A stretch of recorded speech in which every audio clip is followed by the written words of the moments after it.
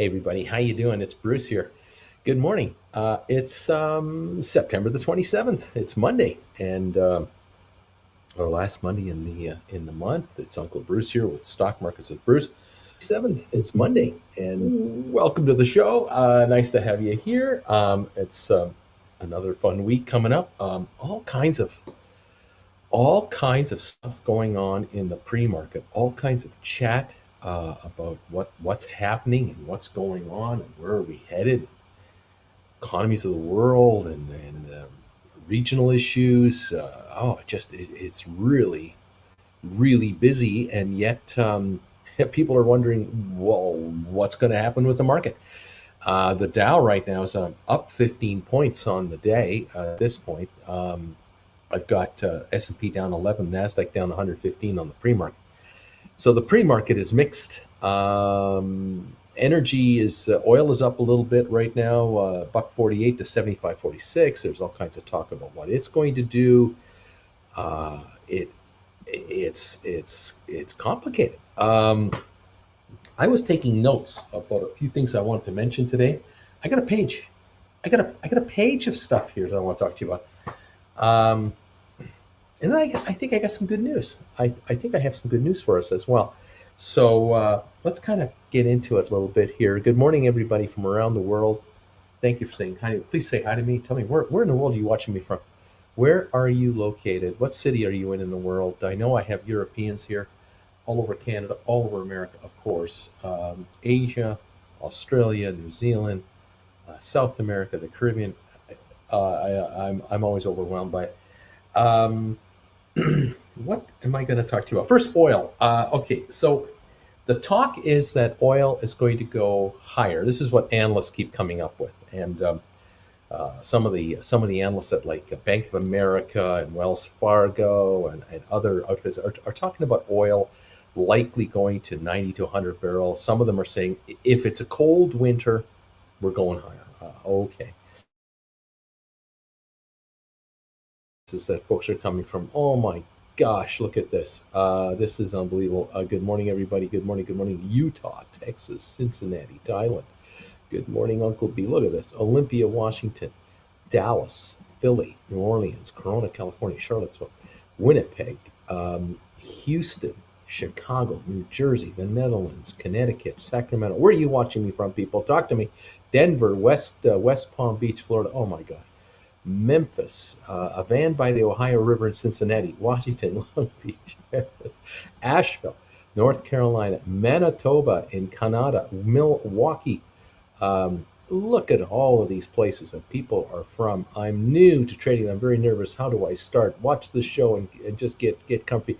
Iron Mountain, Michigan, Cape Laszlo, or Lazo, on vacation Gulf Shores. Good morning, everyone. Huntsville, Alabama, baby. Washington, Tampa, Brentwood, Tennessee. Look at that. I can't keep up with you guys. Everywhere. Just you guys are from everywhere. It's incredible. I love you. I love you all. Thank you so much for sharing where you're from, and it's incredible. Uh, is there an oil problem? No, there is not an oil problem. And what I mean by an oil problem is there a problem getting oil out of the ground? No. Can we not find enough oil to satisfy the human need? No, there's plenty.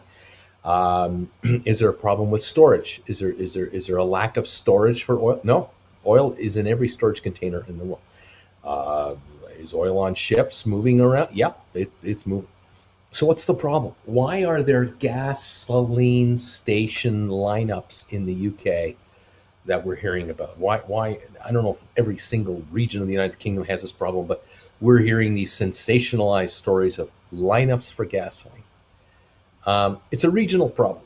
In the UK, they have a regional problem. What's it known as? It's called Brexit. And what's the problem with Brexit and gas in the United Kingdom? There is no problem with refined petroleum product in the United Kingdom. There's plenty of it. So why are there lineups at gas stations? Because they can't get it from the refineries where they refine it, store it. They can't get it from the storage facilities where they've refined it to the gas station efficiently enough because there is a lack of truck drivers. Well, why is there a lack of truck drivers? I mean, this is not like This is not like a 20-year to, it's not like a 5-year university program to get your license. It's not like becoming a doctor or a dentist or a psychologist or, I mean, heck, you can get a driver's license for driving a heavy truck in like a year or two with good training. What's the problem? The problem is that Brexit was multifaceted in its vote. The idea of Brexit wasn't just to keep undesirable immigrants out, which is what a lot of the zealots in the UK were all about. They wanted to keep all the foreigners out and just keep Britain for Britain. You also restricted the UK people from getting having freedom of access and job access to the EU, European Union, and vice versa. And one of those areas of movement of work is driving heavy duty trucks. And so you don't have a gazillion trucks in Britain anymore from the EU helping to deliver goods and services like fuel or groceries or pharmaceuticals or furniture or anything you can imagine. In the UK, it is estimated at this moment in time, from certain experts, the United Kingdom is short 100,000 individuals who can drive heavy trucks. They're short 100,000 truckers right now, and it's self-inflicted. They've kicked them out. It's not that they've physically. They've just basically made it so onerous on the paperwork and the visa and all the other crap that truckers in Belgium and the Netherlands and Poland and Germany and France and Spain are going, screw you guys, we're not going over to you. Why would I bust my hump and pay ridiculous amounts of money to be a trucker in your country when I can just sit here in the EU with 20 whatever countries and freely travel between most of continental Europe to do my business? I'm not going to tolerate your little island over there. Screw this. The Prime Minister's office reluctantly announced with some kind of fanfare, I guess, on Friday, that they were going to allow 5,000 special visa exemptions or something like that. It's all complicated. And it's all going to be wonderful. The experts are going, that's 5% of the problem. This is not going to solve the problem. The UK has cut itself off from the EU deliberately on its own through an entire thing called Brexit, and it's screwing everything up. And British businesses, UK businesses, are having a nightmare getting their merchandise over to the continent, because the continent is saying, well, since you're no longer part of us, you're a foreign country, and so you've got to go through all the paperwork that any other foreign country has to go through to get product in here. That means you need a customs broker for every shipment coming in. You need the paperwork, fees, customs fees, and everything else. The cost to the UK financially is staggering. It's absolutely staggering. And many UK businesses are figuring out that they've lost three-quarters of their export market. They've lost it. Especially anyone in anything that's time sensitive, you're done for. So if you're in the food export business, you are in big trouble, because your goods will rot before it can get to where it's got to go on time. You do not have the ability to guarantee with absolute certainty that your shipment will get to where it's going, and there are no truckers to take it from your place of business through the channel into Europe to wherever it's got to go, because the truckers aren't coming over to the UK going, I'm not going over there to pick up a load of whatever to Belgium. No, I'll just stay in Belgium. Let others go. Well, all the other truckers are going, no, there's 100,000 of them going, no, I'm not interested. Don't need this crap. I cannot wait 3 hours at a border to get paperwork cleared, and then I can drive. I'd rather just drive all day over here. Thank you very much. I get paid by the mile, the kilometer. Thank you. That's that. So the oil issue in the UK is not an oil issue.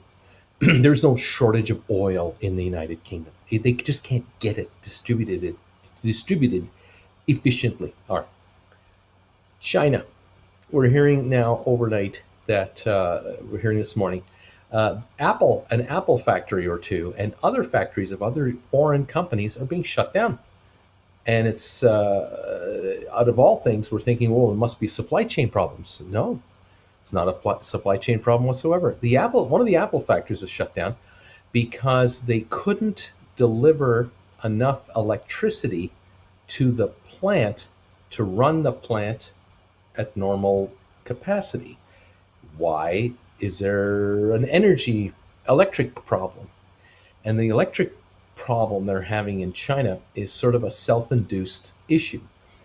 They're trying to project the country as a progressive world leader and everything. And one of the areas they're trying to project that China is, the up and coming place you want to be.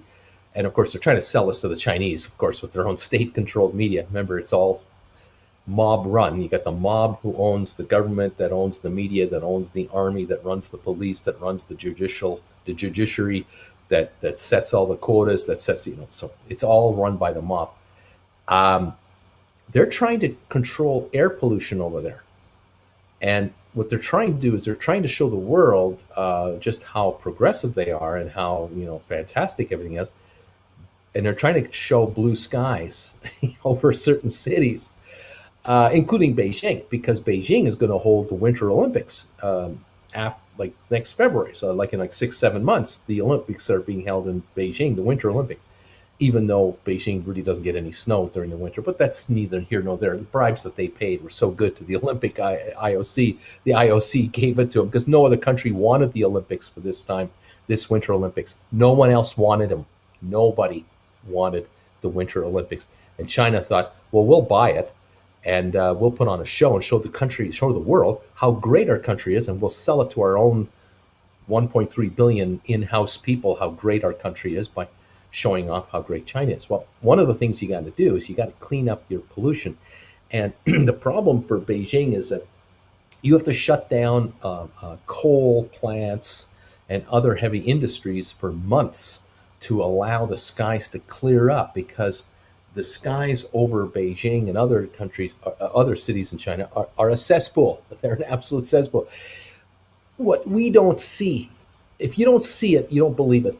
You might hear me and you trust me, but you don't believe me unless you see the result yourself. And what we don't see as North Americans and outside people from China, we do not see the minute-to-minute, day-to-day hell that the environment is going through over there, because it's not allowed to be broadcast. It's not allowed to be shared. The Chinese authorities, the mob, they shut all information down with respect to how bad it is air pollution-wise, so that we don't know. So when we buy our goods and services buy our goods at our local Walmart, Target, whatever, we're buying merchandise from China. We don't see the environmental disaster that they're dealing with over there to make this stuff. In the United States and Canada and in Germany and all of Europe, you cannot build the kind of factories that you're building in China, produce the kind of products that they're producing in China, because of environmental laws. And if you adhere to the environmental rules in the Western world, items cost triple the price because of all the pollution rules and controls and the dealing with hazardous waste and pollution of water and air and all of that. To deal with all that and keep it all super clean, and then have packaging that is not necessarily plastic, and on it goes. It's triple the price. And that's why we, as Westerners, we're fat, we're lazy, and we're greedy. And we figure, well, I'll buy a spatula at Kmart for 99 cents, $1.99, $2.99, instead of $9.99 or $14.99, made in America or made in Canada or made in Germany. It's just the way it is. It's nothing personal. It's just business. So China is loving it. They've got 1.3 billion slaves to work over there. They don't call them that. Most of the 1.3 billion don't consider themselves slaves because they're being given the propaganda that they're doing great. They're coming out of the farm environment into the industrial environment, into middle class environment, and so on and so forth. So these folks think they're doing great, and so they're producing gazillions of spatulas and spoons and knives and forks and plates and saucers and anything else from your household at record numbers. What they don't realize is that they're working in conditions that are poisonous to their health. But then again, you can replace a Chinese person like that because the government keeps a lid on the growth rate. I mean, they're literally telling the Chinese don't have too many kids. It used to be just one per family. Now they're allowing maybe two. So there's plenty of bodies to be developed, so that the mob can keep that going. But there's life expectancy for a typical Chinese person in some of these industrial areas is in the 40s, 50s. They're not going to live very long. But if you can throw more bodies at the problem, it's all fine.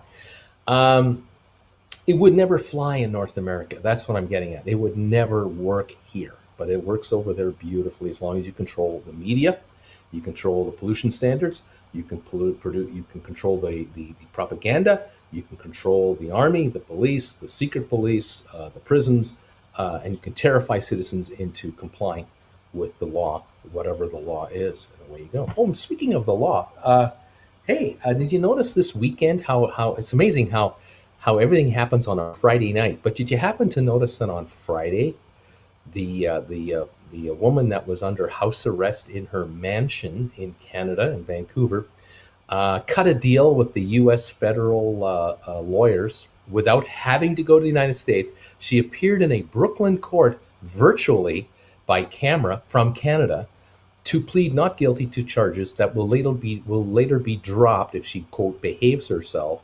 And she was then freed from the Canadian extradition process to the United States and allowed to leave Canada. And the Chinese sent a chartered jet for her to get it. I'm not talking about a Lear jet. I'm not talking about a little Gulfstream executive jet. I'm talking about a full-blown A330 aircraft or whatever the high-end airplane was, a passenger airplane, like it can handle 300 passengers. They sent one of those to go get her and bring her to China. And when she landed, the state media had the cameras on the plane like the president was arriving. And then they had flowers for her at the bottom of the thing, and they had a band there, and they had all these people waving flags like, our Chinese national person is freed from the tyranny of her mansion in Vancouver, because she had an ankle bracelet on. In the meantime, while that was going on, the two Canadian former, basically, they called them businessmen, but they were basically once diplomats.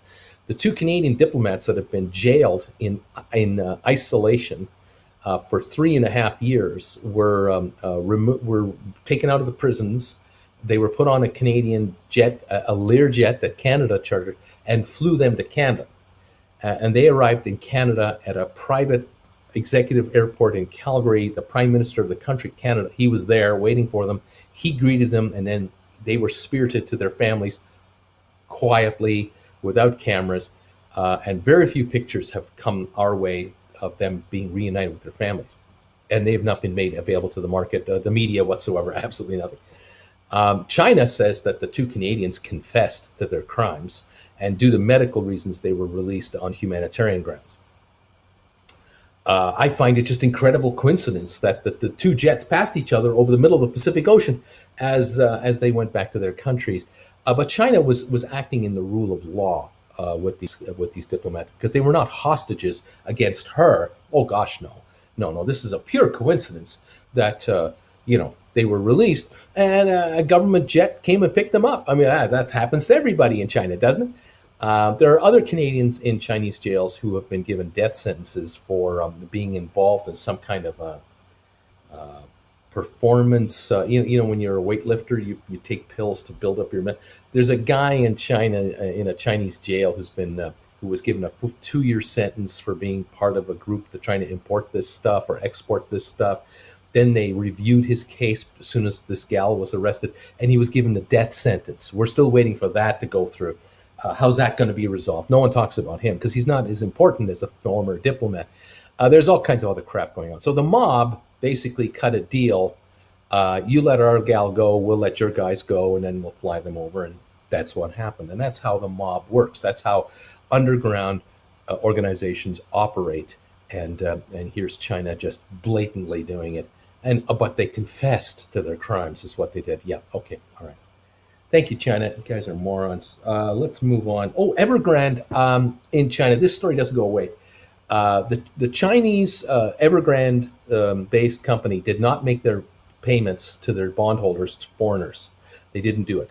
So they're now in breach of that. Number two, now we find out that in China, in various regions in China, depending on which local government you're dealing with, if you're trying to buy a condo, a house, or anything from Evergrande, the money is held in trust now by a government run agency. So the Chinese government has just basically seized the business of Evergrande, and they've stepped in the middle of Evergrande's bank accounts. And so if you buy a condo for yourself, or you're speculating with your family members, you're going to buy a couple of these, the money is held in trust by the Chinese government on your behalf to ensure that you will get your condo, that your money will truly go to the purchase of the condo. In effect, the money that Evergrande is getting will now be used to pay its IOUs. In effect, the company's in receivership. No one is saying it, no one is admitting to it, but you got to figure that, if you were to go to your local Costco store and pick your groceries up in your cart and then get to the checkout line, and you're paying for your stuff, but the money doesn't go to Costco. There's a United States government official at your local Costco at the cash register saying to you, here's your receipt, courtesy of the United States government. Thank you for shopping at the United States government Costco store, because that's the money is being held by the government of the United States to pay the Costco bills. That's called receivership. I don't, that's not like Costco anymore. There might be Costco workers working in the shelves and in the back putting product on the shelf, but it looks to me like the government of the United States is cutting the checks to buy the merchandise, and the government of the United States is collecting the money from the customers from selling the stuff on the shelves and paying all the bills. And the Costco people who used to own and run it, the shareholders, have no control and have no nothing anymore. That's called a government takeover, and receivership is another way to say it. I think that's what's happening with Evergrande, but no one seems to be talking about it because, again, the media is controlled by the mob in China, and the mob now owns the store. Like your local Godfather is running the Evergrande locations near you. You can always trust those guys. They're your pals. It's all good. No problem. Factory shutdowns are happening across China. Supply issues are happening in China. They're trying to clean up their pollution standards. They're trying to adhere to some sort of semblance of international pollution standard, whatever, and they're failing miserably because China is a cesspool and a poison pit in certain areas of its country, and it's ugly. And international observers are not welcome to come and take a look. It's ugly as ugly can get. Interest rates. What's going to happen with interest rates? They're going up right now. How do I know? Because the U.S. Treasuries are higher. A 10-year Treasury note is approaching 1.5%. It used to be in that 1.2, 1.3%. Now it's in the 1.5% range. What's happening is investors are dumping U.S. Treasuries. Let's put it this way, not dumping. They're slowly selling them off to put the money somewhere else to get a better return. Because investors want to get a better return on their money. And a couple of things you think about is if you're a foreign government, a foreign investment company, an ETF, a mutual fund, if you are going to buy U.S. Treasuries that pay you 1.2 to 1.5%, you go, oh, that's pretty good. The German Treasury pays me negative money. The problem is, unfortunately, is that the U.S. government debt is not guaranteed by the euro or guaranteed by the British pound or the Swiss franc. The euros, the United States Treasury bonds are guaranteed by the U.S. government with respect to the U.S. dollar. And as long as the US dollar goes up against every other currency or holds its own, then 1.5% is truly what you're going to get. But if the US currency is perceived to perhaps lose some value in the next couple of years against the euro or against the Swiss franc or against the British pound or against the Japanese yen or any other currency you want to, you're going to look at a 10-year Treasury and go, wait a minute, I only get 1.5% return from the U.S. government. They're only paying interest of 1.5% if I buy this thing. But if the US dollar is going to drop 5% against our currency over the next 5 years, I lose 3.5% of my money because I'm using euros to buy these bonds in American money. I have to convert it. And then when I sell it, I get the interest, I convert it back to my euro, and I get 3.5% less money of my money. This means I'm losing money on the United States government debt. I don't want to hold as much. I'll hold some because we all hold some as a reserve. They're dumping it. So the American debt is being dropped right now, ever so slightly. Not a panic, but ever so slightly. And so we've noticed the US 10-year going up. The 30 year is now over 2%. It was 1.1% 4 months ago. It's now 2%. So the world is telling the United States, your interest rates are going higher. The other thing that we have a problem with, the world is saying to the United States government, and to you, the American people who watch me, any of you who watch me in the USA, the world is saying to the US bond market, we're sick and tired of your crap out of Washington, where you guys can't get your act together. We're sick and tired of your political games. We're sick and tired of all your disputing. And we're not going to hold your currency. We're not going to hold your debt. We're going to dump it because we can put our money elsewhere where these games don't exist. And right now, you guys have a debt ceiling thing coming up, and you won't resolve it because you have one party who's bound and determined to says, we're not voting for it. We're not going to vote for a debt ceiling increase whatsoever. Democrats, you have to do it all by yourselves. And the Democrats are all fracturing themselves out because they're trying to go, well, we want to do a $3.5 trillion program. Some of us want to do a $1 trillion program. Oh, we got this debt ceiling in the middle of all this in the meantime. The world is already voting. The world never waits. The world doesn't give a crap what Washington is doing with its own time frame. The world makes up its own mind in its own time. And it's deciding today we're dumping the US dollar. We're dumping US bonds. We can move elsewhere. And we might come back next week, next month, once you figure it out, But in the meantime, the damage is beginning to get done. The damage is that Americans, innocent Americans, who have done nothing wrong, are finding that, oh, I can't get a mortgage under 3% anymore. My lowest mortgage is 3.25%, 3.5%, 3.75%. Now, it doesn't sound like a lot. But if 3 months ago you were being offered a 2.5% to 2.75% mortgage, and now you're being offered a 3.5% mortgage, that 1% increase in your mortgage costs is 40% more in interest costs. Congratulations, Americans. Your politicians have just cost you, for those of you renewing your mortgages, 40% more in interest prices.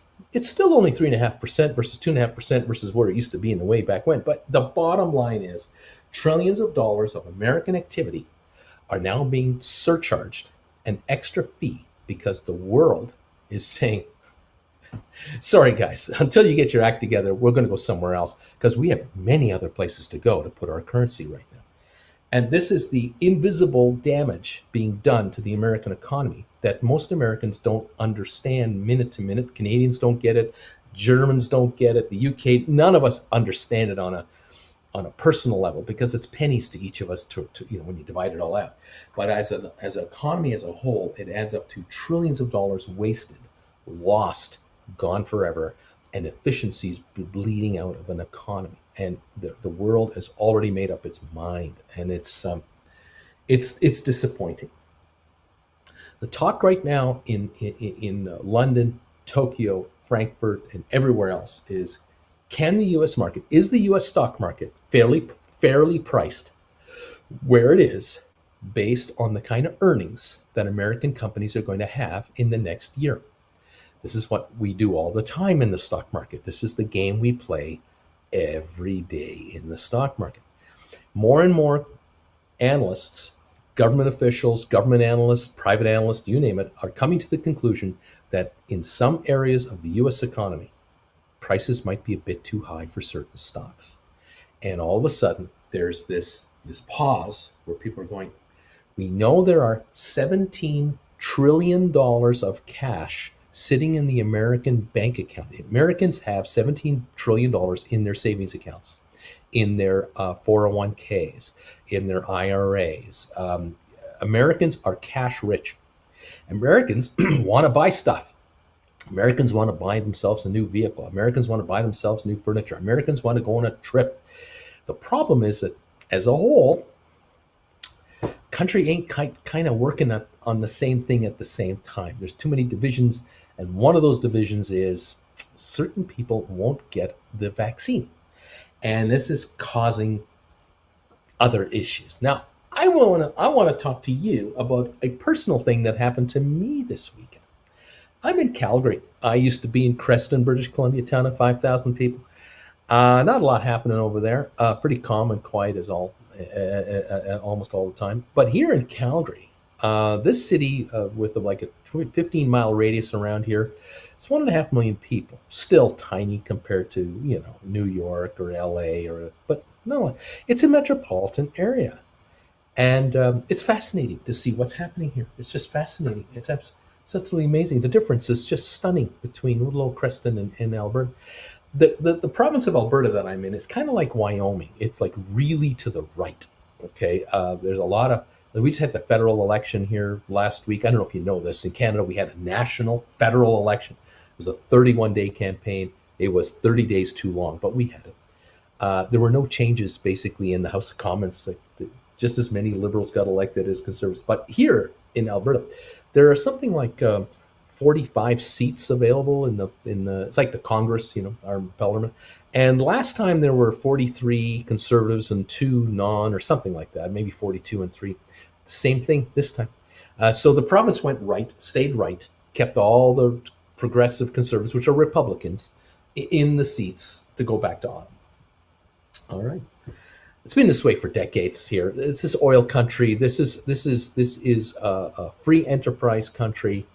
It's a young population here. We're go-getters, well-educated, entrepreneurial type people, oil patch people, farmers, ranchers. There's a lot of money around here. Okay. I went with my daughter for a bite to eat yesterday. I had a breakfast with her. Daddy-daughter getaway. Little daddy-daughter time. Not that I don't get those very often anymore. She's 33, 34, and she has a life, and I'm a lucky guy that I get as much time as I do with her. She doesn't have any kids yet. She's not married yet. Still got her boyfriend. She's happy. No problems. So we're having breakfast together, and we're talking about whatever. And I said to her, I've got to buy a new suitcase. I need a big suitcase to travel with. I have a couple of small ones, but I got to get a big one. She said, I know where to take you, Dad. Downtown. I got a place downtown where we're going to go. The Winners in downtown Calgary. It's got a great selection of suitcases. Oh, great. Free parking on Sundays. Oh, great. We went to downtown Calgary. And I've been downtown Calgary a zillion times in my life. I used to work down there. I know the area. I haven't been downtown, though, in like years because of COVID and living in Creston. No need to be in downtown Calgary. So we parked and we went for the walk. And a block away from the Winners, we're walking on what's known as Stephen Avenue, which used to be known as 8th Avenue. It's been cut off to vehicles for 2 decades now. It's just people only. And people can walk their bikes. You can't ride your bike through this area. It's a pedestrian only, so you can walk your bike through and then get to the next street and bicycle on. So it's quiet and it's pleasant because you're in the downtown core and you're walking. We're coming up a block away from Winners, and there's a crowd. I can see a crowd up there. It's not like a mob. It's just more like a lot of people, but the middle of the street's still open. You can kind of walk through here, but on both sides, there's people sitting on the concrete and on cobblestones, and some have brought blankets and put them down, and they're sitting on blankets. We're getting towards the crowd, and I see like 20 police officers, 20, all wearing masks. Calgary's finest, Calgary Police Service, and half of them have bikes, and the other half there's like a van over here, and there's a cop car over there. Usually, you see a police car on this mall, usually once every 4 or 5 blocks, just for security purposes. But here it was 20 of them, and they're all standing around, just casually talking to each other in groups of 4 or 5 police officers. We walk past them. I'm wearing a mask. My daughter's wearing a mask. Because in Calgary, you have to wear a mask wherever you go, especially indoors. But all these folks sitting on the ground, no masks. These are the anti-vaxxers. They don't want to wear masks, and they don't want to be vaccinated. And they got signs. And what shocked me was not that. That didn't shock me because I figured, okay. And they were well behaved. They were calm. It was quiet. There was no yelling, no drums, no protesting. It was calm. People just hanging out. What shocked me was I think I saw 300 people and 100 were children, and that one shocked me. Children as young as 2. Some mothers had, like, 1-year olds in sacks in front of them, sort of. They brought their kids, and I was so disappointed. I was so inwardly just heartbroken. These kids have no idea why they're there. They have no idea what's going on. They just hanging out with their mom and dad. They go wherever their mom and dad tells them to go. Children at an anti-vax, anti-mask protest. Now, in this province, here in Alberta, there's 4.5 million people. 2 big cities, Edmonton, Calgary, each 1.5 million people, and then there's a million more, 1.5 million more throughout the rest of the province. The government of Alberta disbanded their entire COVID campaign last June because they declared it over. They said we have beaten the vaccine. The numbers are way down. We've beaten the virus. I mean, the numbers are way down. Infections are down. Hospitalizations are way down. It's great. The doctors are going, oh, you shouldn't be doing that. That's not a good idea. All the nurses are going, that's not a good idea. You should be really putting the boots to this thing now. Like, we've got this thing almost gone, but it's not quite gone. We should really be on this because there's this new version coming out. The evidence is, global, but the province of this province, the government of this province said, no, we're all good now.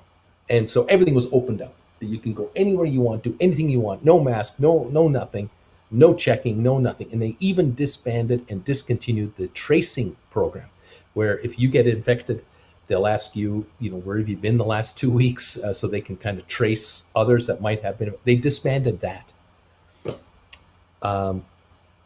Right now, this province has more infections than they've ever had before, more people in the hospital than ever. And in the ICUs, they're now beginning to make decisions who gets in, who doesn't. And they're now negotiating with the federal government for the Army to supply additional medical people to handle it because our nurses are falling off from sheer exhaustion. And they're now starting to fly patients from this province to other provinces to get treatment because we're overrun with the thing. And my daughter and I are walking through this protest yesterday. We had to walk through it to get to this store, and the children are there with these parents. I could not believe what I was looking at, and I didn't talk to anybody. I didn't want to talk to anybody. I just wanted to get through this and get to that store, and then I had to walk back. I had to walk through it again to get back to my car, and we just got through as quick as we can. We had our masks on, and we just, and no one bothered us. No one confronted us. No one. There were some people trying to hand out pamphlets, but if you didn't want one, they'd leave you alone. So it was a peaceful, calm thing. Thank God. But oh my gosh, I was just I'm blown away. I'm speechless.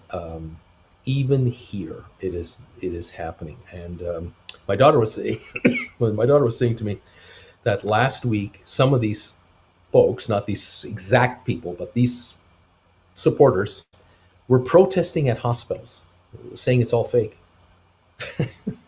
They're outside the hospitals, accosting nurses and giving doctors a hard time. And anyone going into a hospital, it was kind of like you were breaking a union line, like you were walking across a union strike protest line. They were giving people a hard time going in and out of a hospital. I mean, my God, my cousin, kind of like an older brother of mine, he's needed a hip operation now for 3 years. He's been on the wait list for years and years. He was 2 weeks away from getting his hip replaced a year and a half ago, and then he had already done his pre-surgery prep and everything, and he was getting ready for what it would be like after the surgery and all this stuff. It was getting all prepped up, all done. He had already spent money on like crutches and everything he was going to need. Got canceled 2 weeks to go. It got canceled on him, and he's still waiting. It's now almost 2 years later, a year and a half later. they're saying to him, we don't think you're going to get in for another year, maybe two, before we can get to you because we're so backlogged. There are now, triple the number of people waiting for hip operations because people keep getting older every day that goes by, whether there's a virus or not. And we can't do elective surgeries for hips or knees. We can't do, other elective surgeries. The cancer patients in this province are totally unable to go in because the COVID will kill them. Their systems are immune. Their immunity is down as it is. You come into a situation like this where we have this going on, just trying to treat you, you could die. It's an absolute disaster, and there are people picketing saying it's fake. just I can't believe cannot believe the world in which I'm in. I'm really amazed. Anyway, just a personal experience. Your personal experience is yours. That was mine. Um, what else I want to talk to you about? Yeah, I think I covered it all. The hospitals. Yeah, we're now bringing the army in. We're now bringing in the armed forces into this province to assist in healthcare. Yeah, and it's fake. Well, of course, it's fake. Of course, because these are fake army people. These can't be real. I mean, they're just wearing costumes that look like army. They're not. They're not. Yeah, sure. Okay. It's scary. It's just so scary. The markets. Here's the good news. I got good news. We've got 18 minutes to go. My rant is almost done. Now I'm going to give you the good news. Are you ready? I was watching a number of things this morning, as I mentioned earlier. One of the things I was watching was an analyst was brought on to Bloomberg. They were interviewing her about the stock prices, how the Dow Jones, the S&P 500, the NASDAQ index, stocks have been trading at very high prices for a number of years now. And because of the anticipation of and the delivery of incredible profits being made by corporate America. Now, she's from the United States talking about the U.S. markets. So, but I'll give this a global spin. Globally, a lot of companies are doing really well, and the markets globally are pretty good. So they said, well, what's on your plate? What are you watching? She goes, I'm watching the possibility that this might not continue much longer. Why would you say that? They asked. She said, well, there's a lot of factors going on here that are possibly upsetting the entire apple cart here. And something like along the lines of what people think it is. They think it's supply chain problems. I heard this morning that, for example, if a container ship arrives to the port of Los Angeles, Long Beach area, they have to sit in the water 9.5 days on average before they get a turn to come in to the port to offload their containers. 9.5 days in the water, waiting, 2 miles out from the land. You see the land right there. You just can't go in because it's packed. Once the containers come off the ship, they're at record numbers of containers on land, and they have a bottleneck to get the containers out of the port, onto rail cars, onto trucks to get them out of the LA port and Long Beach port.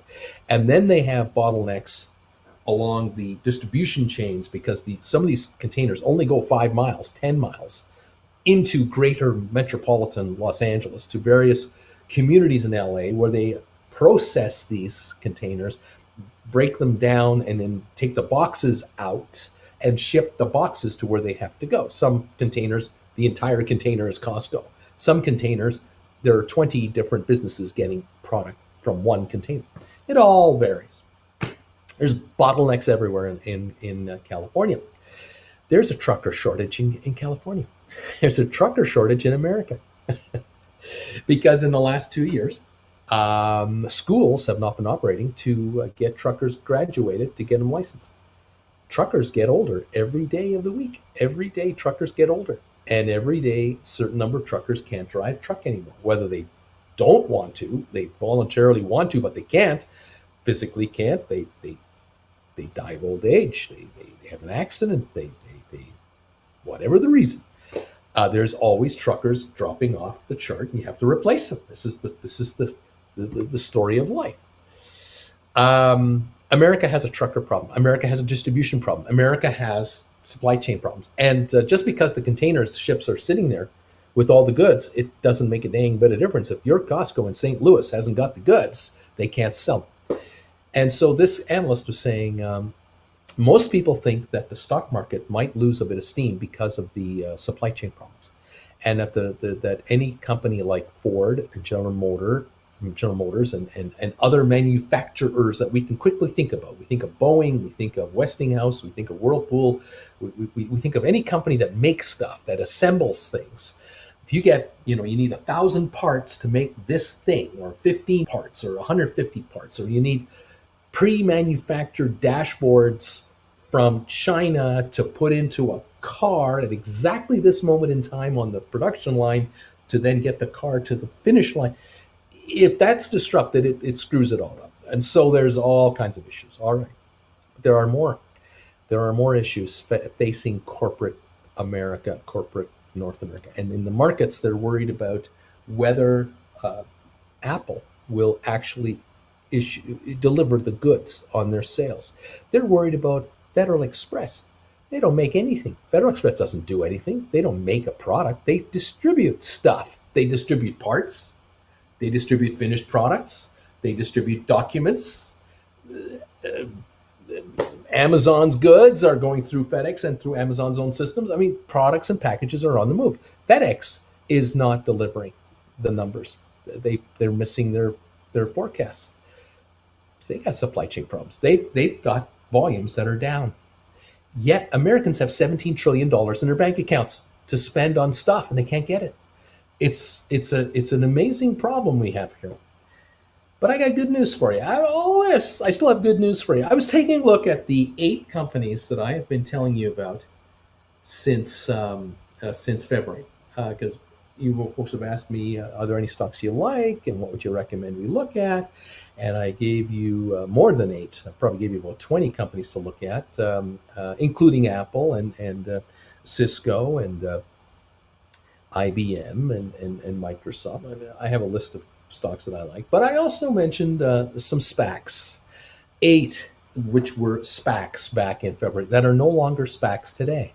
All 8 of these companies are no longer SPACs. And so I was talking about these. I was looking at these companies this morning, and I was listening to this analyst talking this morning, and I thought, this is really interesting. Here's the list of SPACs that used to be SPACs. There we go. Cyxtera, ATIP, ME, Matterport, Rocket Lab, Smart Rent, Spire, SoFi. 1, 2, 3, 4, 5, 6. There's 8 of them right there. Take a look at this one over here. Right there. Number 1 right here. ATIP right there. They don't make anything. They don't manufacture any product. They don't produce. They don't have a factory. They have 900 locations for physiotherapy, and every day America gets older, and every day new Americans get born, and the cycle of life continues. And there are a lot of people in the United States who need treatment, and the ATIP will continue to treat people. The big problem ATIP had a few months ago, I think they're resolving it now. The big problem they had was not a lack of customers. It's not like customers didn't want to go to these places. Is they couldn't handle all the customers that did want to go to these places because they didn't have enough therapists to handle the needs because of the COVID demands on therapists and everything else. Because a lot of health centers are saying, "Oh, you're a physical therapist. Oh, I have a job for you. I need you to help us with the COVID problem, and we're going to give you a job that you can easily handle because we can train you. We know we can train you to do this job quickly, which will take this nurse off of this job, and we can put this nurse with the ventilators over in the emergency ward."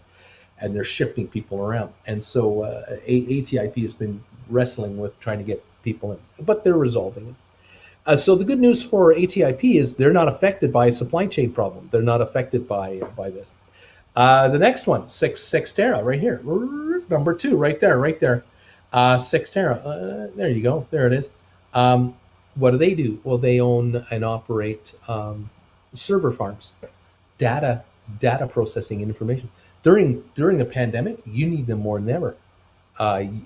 Businesses need data processing more than ever now than without a pandemic, because you can't send executives from head office to 1,000 miles away in Seattle to go check out how those divisions are doing. So we do it with data analysis. So we need more data coming and going. Server farms are busier, growing, expanding. Sextera is a winner in this whole mess. Look at the next one, 23andMe, right here. Human genome studying, the creation of drugs to solve pandemic problems, cancer, dementia. These guys haven't got a supply chain problem. They're thriving even in this environment. They will continue to thrive. We know 23andMe has stuff to talk about. They will. Matterport, right here. This one, right here. 3D imaging of real estate. Yeah, of course. How many people are buying homes without going to see the house in person? How many people are shopping for homes virtually in 3D before they even go and see a house? So rather than go see 20 houses in person with an agent over, say, 3 months, they're looking at 20 houses from the convenience of their home on their 65-inch television in 3D reality because of Matterport. That's just the real estate side of things. Matterport, of course, is exploding in work and in the possibilities for offering insurance services. Again, insurance companies want homes Matterported so they can value the goods inside the house and the condition of the house for insurance claims. The retail sector is using Matterport for in-store display logistics. Instead of sending regional managers to stores, they're sending camera crews to stores. They Matterport the store one time, and forever after that, they have the dimensions of all the aisleways and all the display racks and everything else, and now they can help the store managers display the Halloween goods, the Christmas goods, the Valentine goods, the Mother's Day goods, on and on it goes. Matterport on fire, will not be affected by any slowdown. Rocket Lab, right here, this guy. Rocket Lab, what do? They launch satellites into space who then handle data processing information. No slowdown there. No problem there. The next one, any of those of you own SmartRent. SmartRent, what do? Well, they put systems inside houses that are connected to the internet, who then help manage your property while you're not there. So energy usage goes down on your property because when you're not in your house, you don't need your house to be at 72 degrees. You can let your house go up to 80 degrees while you're away, and half an hour before you come home, the air conditioning gets turned on remotely by SmartRent, and your house is 72 degrees when you get there. In the evening, in the wintertime, you let your home cool down to 67, 66 degrees, and in the morning you let your home warm back up as you get up and go about. And when you leave for the house in the wintertime, you go to work or wherever you're going, your house is let to cool down again. This is all done by SmartRent on a preset basis. The curtains are lifted and lowered based on weather conditions outside and based on the highs and lows of the day, and the sunset and sunrise times. I mean, this is smart real estate managing, and this makes homes and condos and apartment blocks cheaper to operate. And for those managers out there who are managing 1,000 property condo complex or townhome complex, the SmartRent computers are handling all of these properties. So if 15 of them are vacant, they're going to be run in a whole different manner than 15 of the others that have people in them. Very smart. They're not affected by by supply chain issues whatsoever. Spire. Spire Global, what do? Oh, they manage the satellites when they get up in orbit to handle all the data, which is increasing and is desperately needed. And governments are needing more info. The weather services are needing more info. Climate change, they're doing fine. Thank you very much. And then there's the SoFi right over here at the very end. Good old SoFi. Do they make cars? No. Do they make furniture? No. They move money, but how? Through branches? No. Electronically. It's all here. SoFi is the future of banking and stock trading, of course, and financing of your car and whatever have you. All 8 of these stocks that I've been recommending to you, that I've been telling you about since January, who are now independently traded companies on their own, none have the issues in front of most other companies right now.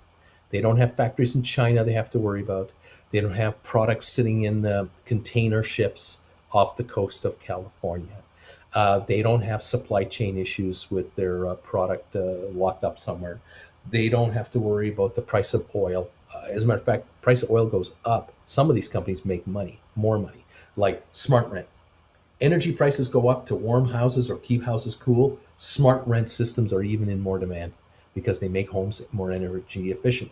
If you're trying to adhere to a state law regarding emissions from your office building or from your apartment tower or what have you, you have to have particulate measurements and what have you.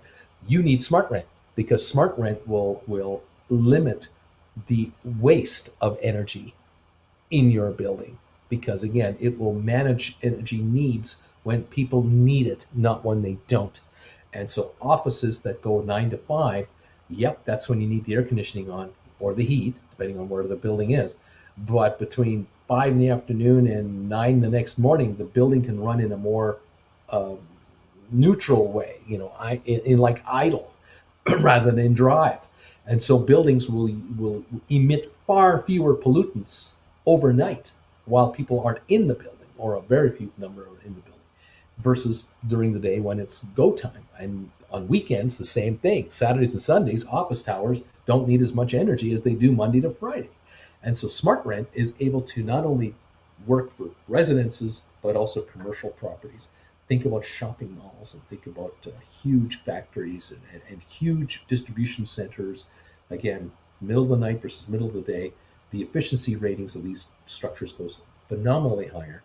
And they also have detection for water leakage and anything else like that. Really smart stuff. This is smart property management. These guys are going to do just beautifully. All 8 of these SPACs that I recommend to you, they're no longer SPACs anymore, are all in a position to just do wonderfully no matter what the economy wants to do, no matter what oil prices want to do, no matter what inflation is going to happen, no matter what Washington's policies might be with regard to the debt or to taxation, what have you. These are growth companies. And right now, growth stocks are in. What's out? Very boring dividend paying utility type companies might be out, or companies heavily dependent on energy to make a go of it, or factories needing parts from around the world to be assembled just in time to produce the microwave, the washer dryer, the refrigerator, the car, the truck. These guys are not at the top of the list for desired investments right now because they're having trouble. And the analysts are saying certain companies are going to thrive in this economy and certain companies are not. And I have good news for you. The 8 stocks we're following are in the right place at the right time, doing the right business and growing in the right areas. And they're all well funded. They just got listed in the last few 3, 4, 5 months. And they're starting to be picked up and talked about on the open market. And that is where I'm going to leave you as we come into the opening in a minute to see how we're going to start the day. I want to say thanks to all of you who are here already. Those who are watching, I want to say thanks to those of you who have decided to support this channel in the one way that guarantees its success, and that is becoming a member of this channel. Those of you who are members are the backbone of this channel. I will say it again and again and again. I'll never stop saying it. I love you guys. Jen and I are so grateful that you're with us and that you're supporting this channel through your membership. You're keeping us going, and we really, really appreciate it. Again, thank you for all of you who are members. Those of you who are subscribers to this channel, we thank you as well. Very much appreciate it. And again, we can't emphasize enough how important it is to have you here as members. It is just fantastic. Subscribers too, we love you. And again, welcome one and welcome all to the show. If you're a member of this channel, you can make comments here. If you're a subscriber, you're going to get updates whenever we do update videos or anything else. And those of you just casually watching, we love you. We're glad you're here. You can watch and enjoy the show for free. There's no cost for you to be here. We love that. And again, we want to say thank you, all of you, for being with us. And there you have it. We're about to start trading. Let's see how the markets do for us and how they're going to go. I'm excited. I'm stoked. We'll see what's going on. Thank you, one and all. Appreciate that you're here. Let's see what's going on here. I'm trying to figure something out. I can't figure something out. Must be getting old. Maybe I'm getting very old. I don't know. Getting older than I want to be older. I don't know. Trying to figure something out. Can't figure something out. Don't understand what they're doing. It's kind of weird. I don't know what's going on there. Thank you. Thank you for being here. Yeah, okay. Kind of weird. Kind of weird. All right, let's see how we doing for the markets. We got Spire sitting at $14 right now. Was the pre-market. I think we're opening up here. Still waiting for first trades to come through. Watch for that. Let's take a look at the big boards here. I think I'm showing Rocket Lab up 26 cents. I hope I'm right on that. I think I am. We're up to 14.30 on Rocket Lab right now.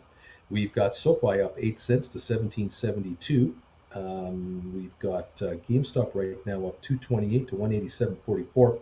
Matterport 22.32, up a nickel at the moment. ME at 9.15, down 13 cents at the moment. It was down to 9.11, now up to 9.15.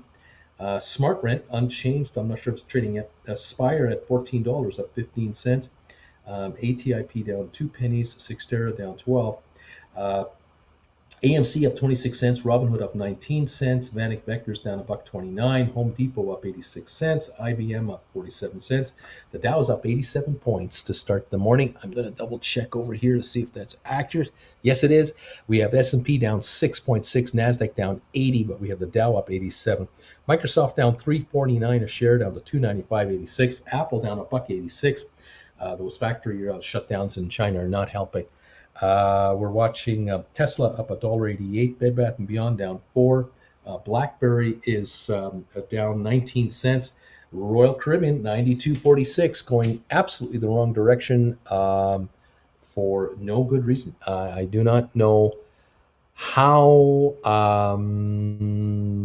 the stock is really going up. I really don't know how this is happening.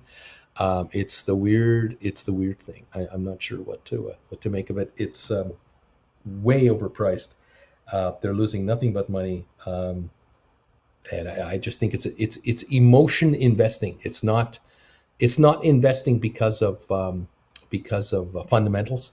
It's emotion investing is what it is, and the emotions are. We all want things to be good and normal and wonderful and all that. The problem is that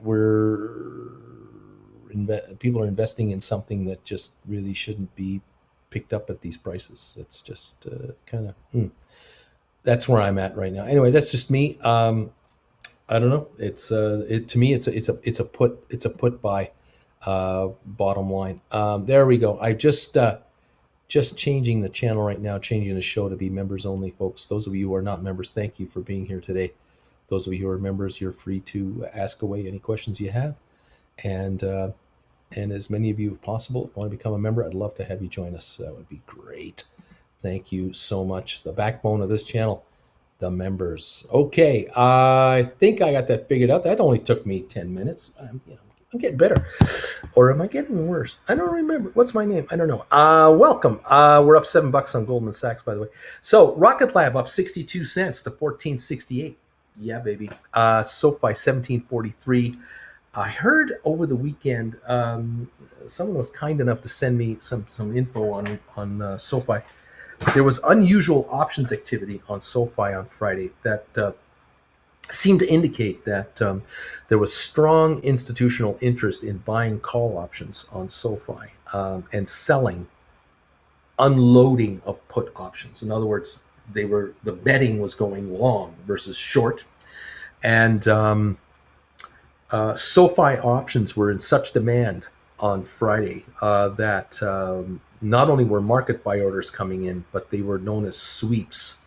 For those of you who don't know, in plain English, what I'm trying to tell you is options trade on various exchanges, all electronically. And so they're located in Chicago, I think Philly, I think Boston, I think Frisco, maybe Denver. I can't. I'm guessing. Okay, but there are remote locations and options markets. They watch each other electronically, and they try to be all kind of combined. So if I want to buy 1,000 SoFi calls in a hurry, I can contact my broker electronically or by phone, however I do it. Say, buy me 1,000 SoFi, say 1,750 calls, good for this Friday expiry or next Friday. I'll give you a market order. Just get me 1,000 at whatever price you can get them for. Now, the broker, if the broker is specializing through the Chicago Options Exchange, he or she will just order them there. But if I say to the buyer, to the market maker, or to my trader, buy me 1,000 options on SoFi, 1,750 for this Friday expiry on a sweep market order, that means I want you to buy those contracts on any exchange that they trade on, not just the one mother exchange, but every and any. It's a market buy. Get me 1,000 calls, whatever it costs me, wherever you can get them now. That is a sweep order. Now, a sweep order can then move options markets right across the board. Now, again, on something like, let me think a minute. Okay, something like if we were to play options on the stock market, like SPY ETFs, which are spiders, which would be the S&P 500 index.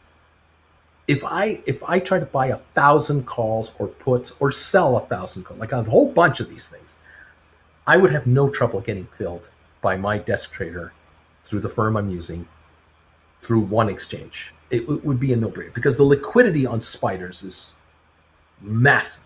Buy 1,000, sell 1,000 calls or puts. You wouldn't even move the market. But with SoFi, it's different.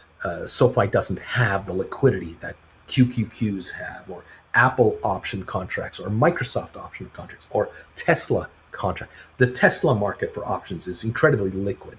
Same with Microsoft, Apple, Amazon, and on and on and on. Well, when it comes to our 8 SPACs, our former 8 SPACs, the liquidity of our options is nowhere near the liquidity of these guys. But our liquidity is growing on most of our SPACs. It's definitely growing. And on SoFi, it is definitely really growing because there are way more shares of SoFi in existence than of other companies that we're following. It's a bigger company. So when you put in a buy order for 500 contracts or 1,000 contracts, 5,000 contracts, you might move the contract market. So some of you are asking me from time to time, hey, Bruce, the stock isn't moving, but my options went up 15 cents a contract today, or they went up 50 cents a contract. Why are my contracts moving up or down when the stock isn't doing anything?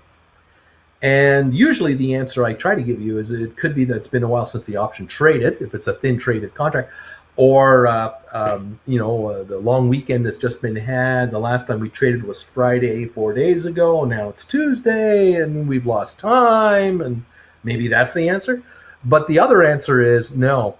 If your contracts are going up in value and the stock is not going up in value, that means there are what we call sweep market orders coming into your options.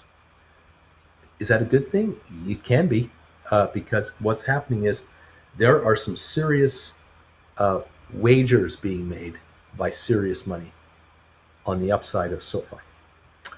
And I believe that's exactly what's been going on here for the last few days, not just Friday. I think this has been going on all week last week, and it might happen again this week.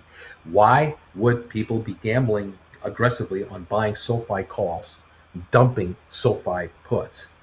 Why is that?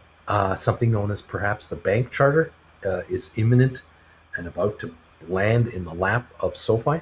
We are so close on the bank charter that we, being in the forest, we don't see the trees. We're just in the dark, walking around trying to get through here. We're surrounded by all this potential that is just about to break. Now, the stock right now is down 47 cents. Make me look like a liar, but don't fret. This stock is at any moment in time able to jump $5 a share to $22 a share at any moment. I don't know what moment. I wish I could tell you.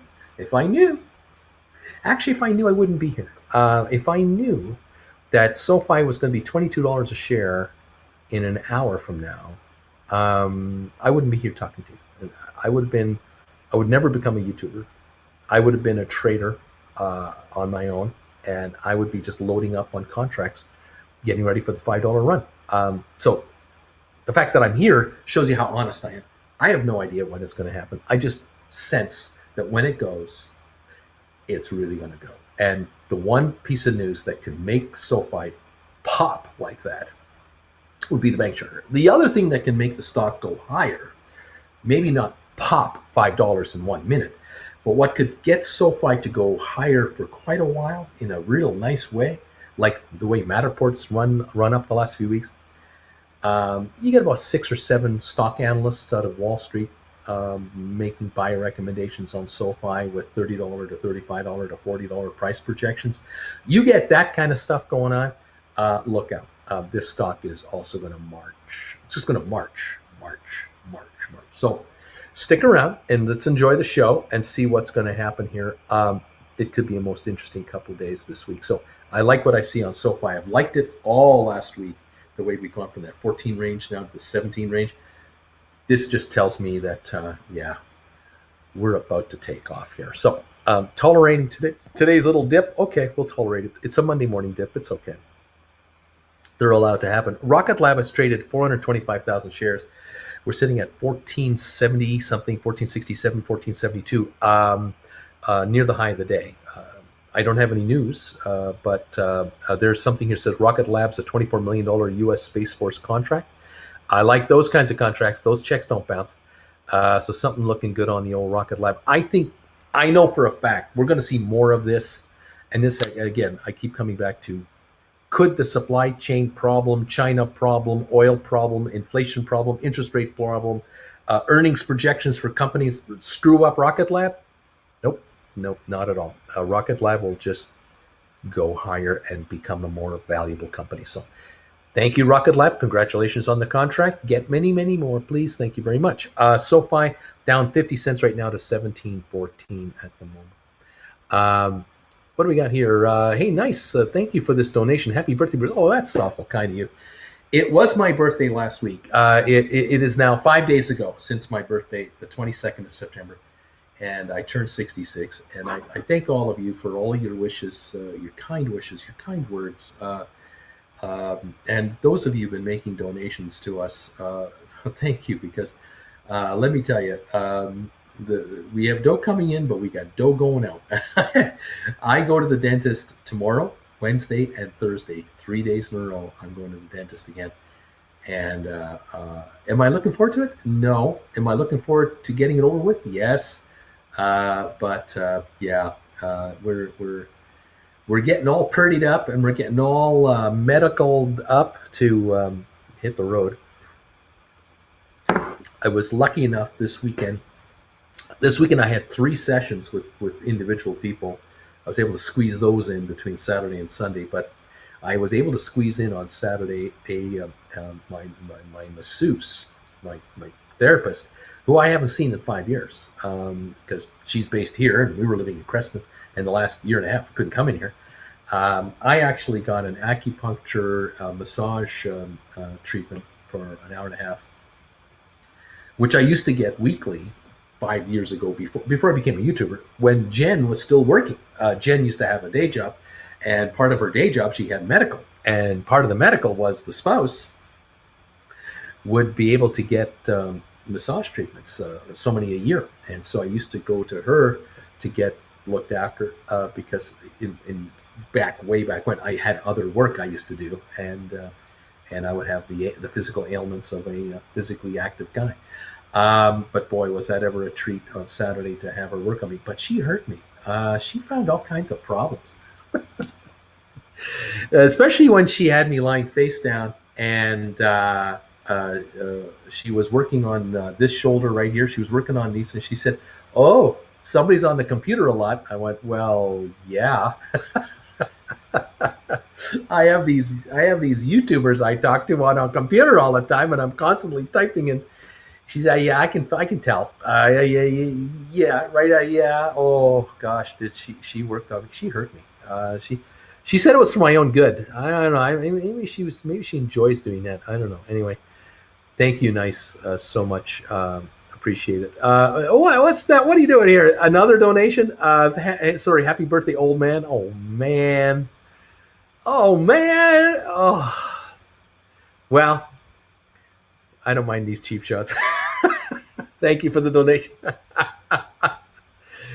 The old man is working as hard as he can to stay in shape and stay together and keep it going. Anyway, there you have it. I gotta say though that I have done more walking. I've done more exercise and more walking since Jen and I have arrived in Calgary than when we used to live in Creston, because everybody wants to see us. And, well, we should get together. You should come out and do this. And so we've been moving a lot more. I don't know if I'm any thinner or not, but I'm not as maybe not as stiff as I was before, because we're kind of more immobile. I don't know. In a very short period of time, we will be leaving this top secret location, and we will be working out of California. And I know that I have to do a lot of moving between now and then and through that. So the moving hasn't ended. We'll see how it all goes. But anyway, thank you. Best bet. What's your new PO box? I'll send you a green screen and a cowbell. Here's our new address. If you want to send us something to this address, the problem is you can send something to here. But if you're going to send me some kind of a physical item, I'm not going to get my hands on it because I won't be able to get it. I will be in the USA. But this is anything for like letters or postcards or whatever you want to send. I mean, those of you who want to send us $100 bills in the mail through like a greeting card, oh sure. My daughter will check the mail every week, and I'm pretty sure she'll tell me what comes in. She won't keep it for herself. She'll tell us what's going on, but that's our new address for mailing anything to us, and we appreciate it. Oh, it used to be so much easier. It's not that easy anymore. What's your new PO box? Thank you, everybody. Goldman Sachs just broke $400. Yep, don't be not surprised to see that. I expect that to go much higher. But yeah, $400 up, $956 today. Very nice. Royal Caribbean, $94.52. Ridiculous. Bed Bath Beyond up 79 cents. Microsoft having a bad day. $294 down $5. Dow Jones up 242 now. That's a good sign. We've broken 35,000 on the Dow Jones. We haven't had that in a while. Glad to see it doing that again. Let me take a look here. Yeah, it's been several weeks since we've been through 35,000. I'm very happy to see that move. The all-time high for the Dow is 35,631. We're at 35,025. So we're still 600 odd points away from a new all-time record on the Dow. But you know what? It's better. It's more better. We'll take it. Rocket Lab, $15. Welcome back to $15 on Rocket Lab, up 95 cents. They got an Air Force contract to launch satellites. SoFi down 58 to 1706. GameStop down, it's up 212. Matterport down 27 cents. ME down 18. SmartRent down 3. Spire up 52 cents to 14.38. We got ATIP down a half a penny. Sextera down 13 cents. Vanik down $3. Home Depot up $5. IBM up 73 cents. The Dow 216-point gain. We got an 8-point loss on S&P, the 500 index. More losers than winners. Probably the FANG stocks are not delivering as well. That would be Microsoft, obviously. NASDAQ down 139. There you go. That's the FANG stocks. Let's take a look at these big boys one more time. I've got Microsoft down 5, Apple down 2. I'm looking at Amazon, $3,356, down $68, now down 71. Facebook down $4. Google down $34. There's the reason why the NASDAQ is lower, and the reason why the S&P 500 is under pressure, because 22% of the S&P 500 is made up of 5 stocks, which are the FANG boys and girls. So there you go. There's the latest over there. Beautiful day on Rocket Lab, up $1.21 now to $15.26. Those of you who've been able to score Rocket Lab, those of you who've been writing Rocket Lab puts, there's some of you out there who are writing, I think it was $20 Rocket Lab puts for January. I think you're having a better day today. I think your stock might go a lot higher than this. So congratulations.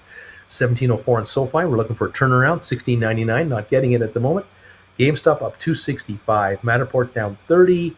23 me down 18, Smart Rent down 3, Spire up 55 cents to 14.40. Like to see a little pop on that one too. The post office can convert any albums to MP3 and email them. There you go, Larry. There you go. P.O. Box saved for some delicious Surströmming for Bruce. I have no idea what that means. Danke, I don't know what this means. Herzlichen Glückwunsch zum Gut. I have no idea. I know the Uncle Bruce part. Buying back my ME covered calls for a profit, waiting for the rebound to rewrite them. There you are. Interesting. Shake it, fry. What I own SoFi $25 calls for January. Should I invest in 3 more to get my costs down, or should I buy one at $17.50? Looking at SoFi. I would pick off the $17.50 today if you can get it for a discount. I would be scooping that because you're only 50 cents out of the money, and if it pops to $20, you're $2.50 in the money plus premium. You're on your way. The 25s are going to need a lot more movement to get some reaction, but it can happen, of course. Looks like SoFi might dip a little more. Almost time to buy some more. Rocket Lab is gaping out here, up 114. She's saying happy birthday, Bruce. Thank you for those of you out there who are helping this poor YouTuber on the fly. Thank you. I appreciate that. I love the kind words and the good wishes from everybody, but I can't necessarily understand it all. I trust you, but I don't believe you. Or I believe you, but I don't trust you. Or I love you, but I don't understand you. Thank you, everybody. Sell My House says, I wrote a $17.50 put on Rocket Lab on Friday, expiry April. I received $762. The good news is that put is going down in value, which is exactly what you want. And the stock, I think, will go higher than this because I think 15.14 is $5 too low right now on Rocket Lab. I think it should be $20. So we might have a $5 run this week on Rocket Lab, and that would be terrific on this contract and any others that are out there at $17.50 or $20 or $22.50 or whatever price you've written them at. Way to go, kids. SoFi back over 17 now to 17.01. Interesting day. Spire 1437. We'll sure like to see a pop on that today. Yeah, Liz was writing in German. Happy birthday. Happy birthday, indeed. Thank you, Liz. Dankeschön. I hope you have a guten Tag. Genau, Dankeschön. And genau, exactly. Happy birthday, genau. I appreciate his attempt at reading it. I do what I can. Joe, SoFi new campaign, Move Your Money. Airing in NFL, college football, and broadcast primetime and across all major cable streaming platforms, extension of a digital influencer campaign. These guys, I love these guys. I just love the way SoFi promotes themselves. I love how they are marketing themselves. They have billions of dollars in cash. They went public with billions of bucks in their bank account. And I think that these guys are going to absolutely dominate this fintech area. They're going to become the Amazon of online banking. And at $16.94, this thing is a bargain. This is a $30 stock waiting to happen. And I cannot wait for these shares to just reach 20 to 25. I know that between 20 and $25, almost everybody here watching this show, watching this channel all the time, are going to be swimming in money. You're just going to be swimming in cash. But what you will not comprehend, you are going to have a tough time figuring this out. And this is a good thing. It's not a bad thing. Some of you guys are going to be overwhelmed with how quickly your wealth will rise as these shares take off. You'll talk the talk right now, but I can handle it. I know. I'm telling you right now, you're going to be at home and you're going to be looking at your accounts and you're going, oh my God, I can't believe how well I'm doing. This SoFi is an explosion waiting to happen. It is an any day, minute, any hour, any week thing. And when it goes, it will not wait for you. It will be gone. And if you write puts, way to go. You can write $20 puts for January, February, March. You can write 22.50s. You could write 25s. Go ahead. If you can get some nice fat premiums, take them. But I would be long calls, far out as you can go. 17.50s would be ideal. 20s are cool. Some of these have 18s and 19s. Get them, sit on them, and get ready. Because when this thing takes off, man, I just see the stock having a run from here to 25. I just see that happening in like a week. just it'll just happen, and then from there it'll stay there. Like it's not going to go back to 16 or 7. It's going to stay there, and then it's going to consolidate, and then it's going to go to 30. That's what's going to happen with SoFi. This is my opinion.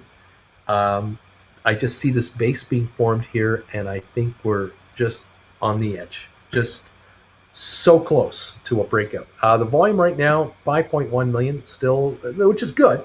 But when we see 100 million shares a day trade for 10 straight days in a row, a billion shares turnover, this thing's $30 a share.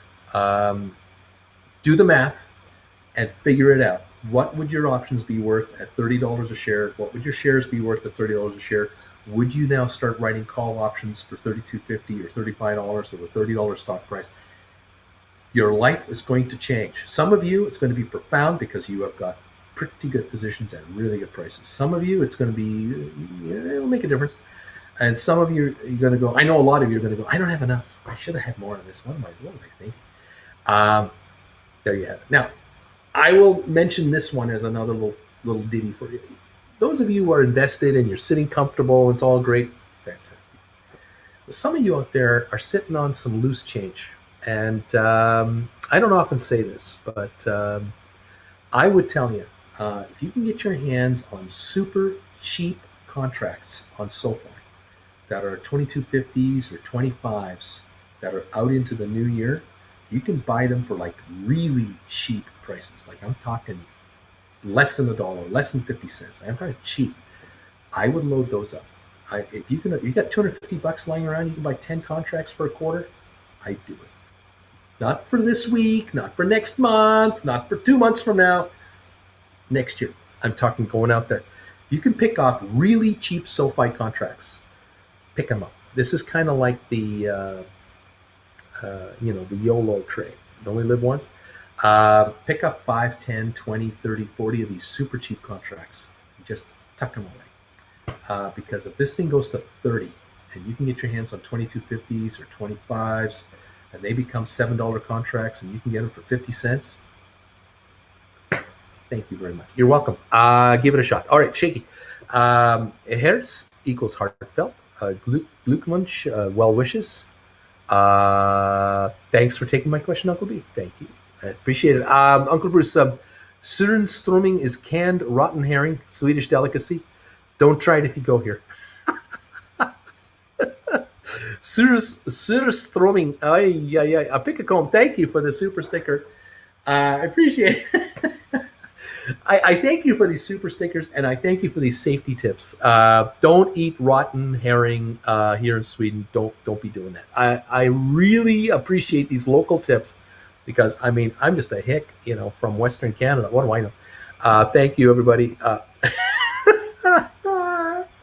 1722 on SoFi. We're coming back up here. Liz, so true. So she says, I don't know if he wants Surser on his bagel, though.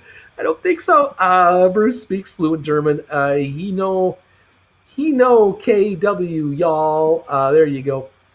I was in Kitchener-Waterloo, Ontario, so I do know the German culture, and I have enjoyed traveling to Germany very, very much. Can't wait to go back. But only when he's been drinking, says Egg Hungry Grizzly. I'm not even German. Sorry. Nice. Does that taste good? Liz, just thinking about Jed making that bagel. Oktoberfest, oi, oi, oi. Yes, actually, nice smell though. Hello, Uncle Bruce. Does the delta changes if the stock goes up? My Goldman Sachs calls $20 in the money, and my call increases in value $10 in future. As it gets more in the money, will I get more delta or gonna? Yes, you'll get more delta. Yes. So what does that mean?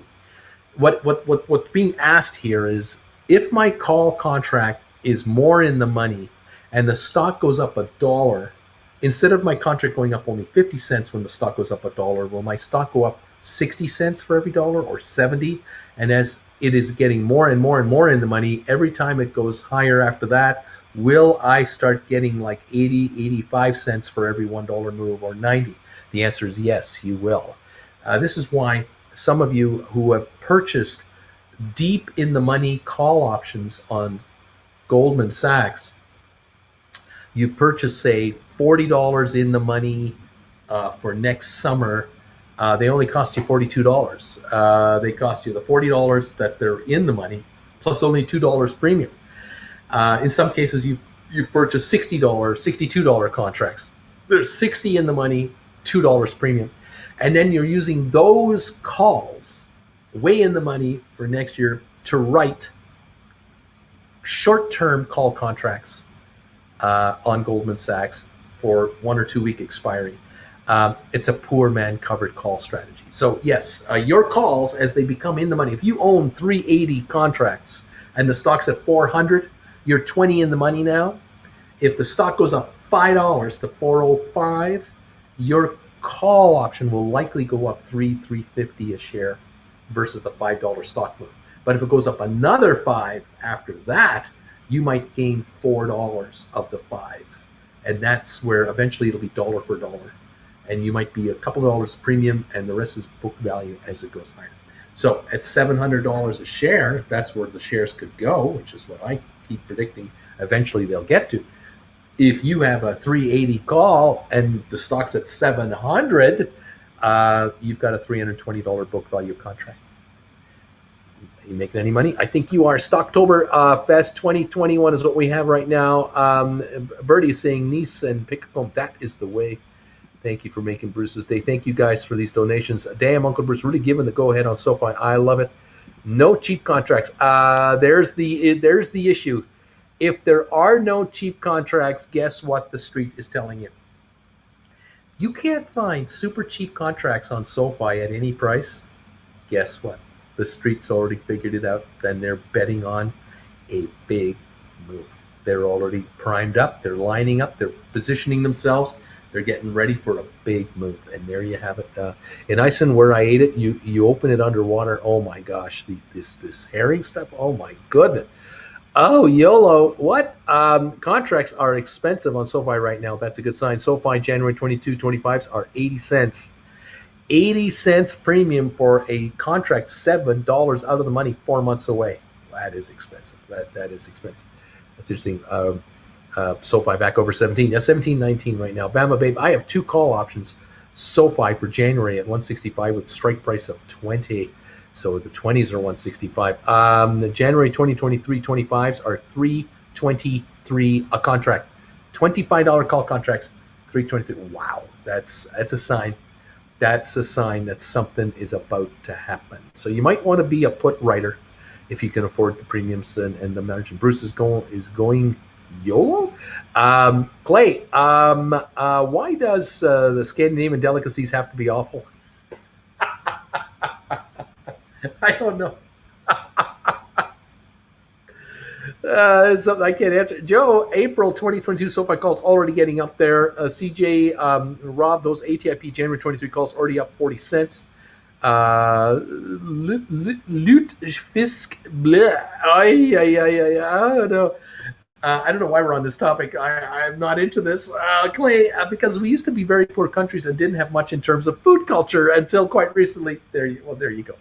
We would eat anything back then. There you go. If we could take rotten fish and somehow pickle it, and long enough pickle it so that we can eat it without killing ourselves, as in poisoning ourselves, that's how we survived in the way back when this, I don't know. If you figure out a way to eat something rotten, it's a lot better than boiling your leather belt in water. There you go. Oh, gosh. I suppose I'm one to talk coming from America, considering our local delicacies include deep, fat, fried Oreo cookies and butter. ATIP is up 4 cents. Go ATIP, please. Go to the moon. It's now up 6 cents, 383. Let's go ATIP. Thank you very much. Make my viewers rich, please. Splair TV, Uncle Bruce, did you get my email? I found an article with a lot of options for bottom Friday. I did, and I thank you. I got that. Best bet, laughing out loud. Nathan, if I was SoFi marketing, as soon as they get the charter and can do option trading, I'd offer a $50 credit when switching to their platform. Offset the Robinhood close account fee. You know what? Don't be surprised. I mean, do not be surprised if all kinds of marketing is going to come out for everything. Obama, I actually just, what is it? I just priced in 1,000 more shares. I just picked up 1,000 more shares of SoFi. I like the stock. There you go, 17.19. DM, sadly, I bought my SoFi Jan 22 $30 contracts when SoFi was in the 20s months ago. Well, just stick around. CJ picked up the 1750 strike on April SoFi will have the Super Bowl at the new stadium and what, 30 million in commercials. There you go. Best bet. Who doesn't like rotten fish? I mean, come on. CJ, they're going hard after the Super Bowl. Nicholas, so you write puts when time premiums are high and calls when they're low. Look, yeah, if you can write puts and get a nice fat premium, I would do that. Yeah, and if you can get a put that's can give you a nice cash injection with a nice premium on top of it. I like that deal. This is why I like this Rocket Lab, these Rocket Lab January 20s and these 2250s and others. I like these contracts a lot. Really nice premiums built into those. Fergan, and when there was no meat, we ate fowl, and when there was no fowl, we ate crawdad, and when there was no crawdad to be found, we ate sand. I opened a jar of herring, and it started to bubble like a science experiment. Oh no, no. Bruce, I own 19 B-Fits. How you doing? I own 19 January $15 SoFi contracts at an average of $3.59. They're $3.60 now. Okay, I like my position, but I really see what you're saying about SoFi, and I think I should add more. Too pricey, or should I load up? So you have January 15 SoFi. So you're $2.15 in the money, and they're $3.59. So that's not an expensive price. It's an incredibly expensive price. It's a premium, but this shows you, and it's showing me, if these premiums keep rising on this stock, this is telling me there is some serious money coming into these contracts. There's definitely anticipation of something major. Now, you don't need a lot to make a killing on this. I mean, if the stock goes to 20 for you, you got $5 book value contracts. $2 premium, let's say, just $2 premium, that's a $7 contract. So you're double your money from here. You don't need much to double your money, but you go to $25 a share instead of 20 a share, say in the next month. You got yourself a $10 book value contract plus a couple of bucks premium. You got like $11, $12 contracts now for this price. Yeah, pretty good stuff. I like it. I like the way you think, says Mama Babe to CJ. Michael, I'm out of dry powder. I have a Matterport $15 January that would get me 800 and 500 ME that would bring in 4,500. Thoughts on moving that 5,300 into SoFi 1750 or higher calls? Well, again, I don't want you to sacrifice other stocks to do this. On the Matterport, on the ME, I think we're on the precipice of something, but I can't guarantee it. It's off 22 cents this morning. Welcome Monday morning. And then you've got a Matterport 15 January, and it's 21.94. I mean, this stock is really not giving up ground. The Matterport. I kind of wonder if 24.25 is in its immediate future, not distant future. I mean, you get another $3 on Matterport on your contract. You got a nice little, another nice little gain here. But again, you have to decide for yourself, your risk tolerance and your exposure levels and timing. But again, I on the SoFi, anything you're going to get SoFi, if it's options related, I want you going way out there. In time. I want you out there in time. Januaries are nice, but I would prefer you go beyond Januaries. I really would like that because I want you to have you're paying a premium to get in, but you're going to get a premium on the way out. So there's that. But you gotta decide what your tolerance levels. Maybe you're going to use the money to write a couple of puts. Maybe you can write if you bring in $5,300, you can write some. You can write some 2250 put contracts. Two of those out into the new year. Big fat premiums on there if they're available. Take a look at it. I haven't got my option chain up. I'm just mentioning. This Scandinavian food conversation makes me think COVID V2.0 is just around the corner. CJ, thanks. You're welcome. I was thinking if our bagel gang could be a big part of this. I have to move finally to first trade for option trading.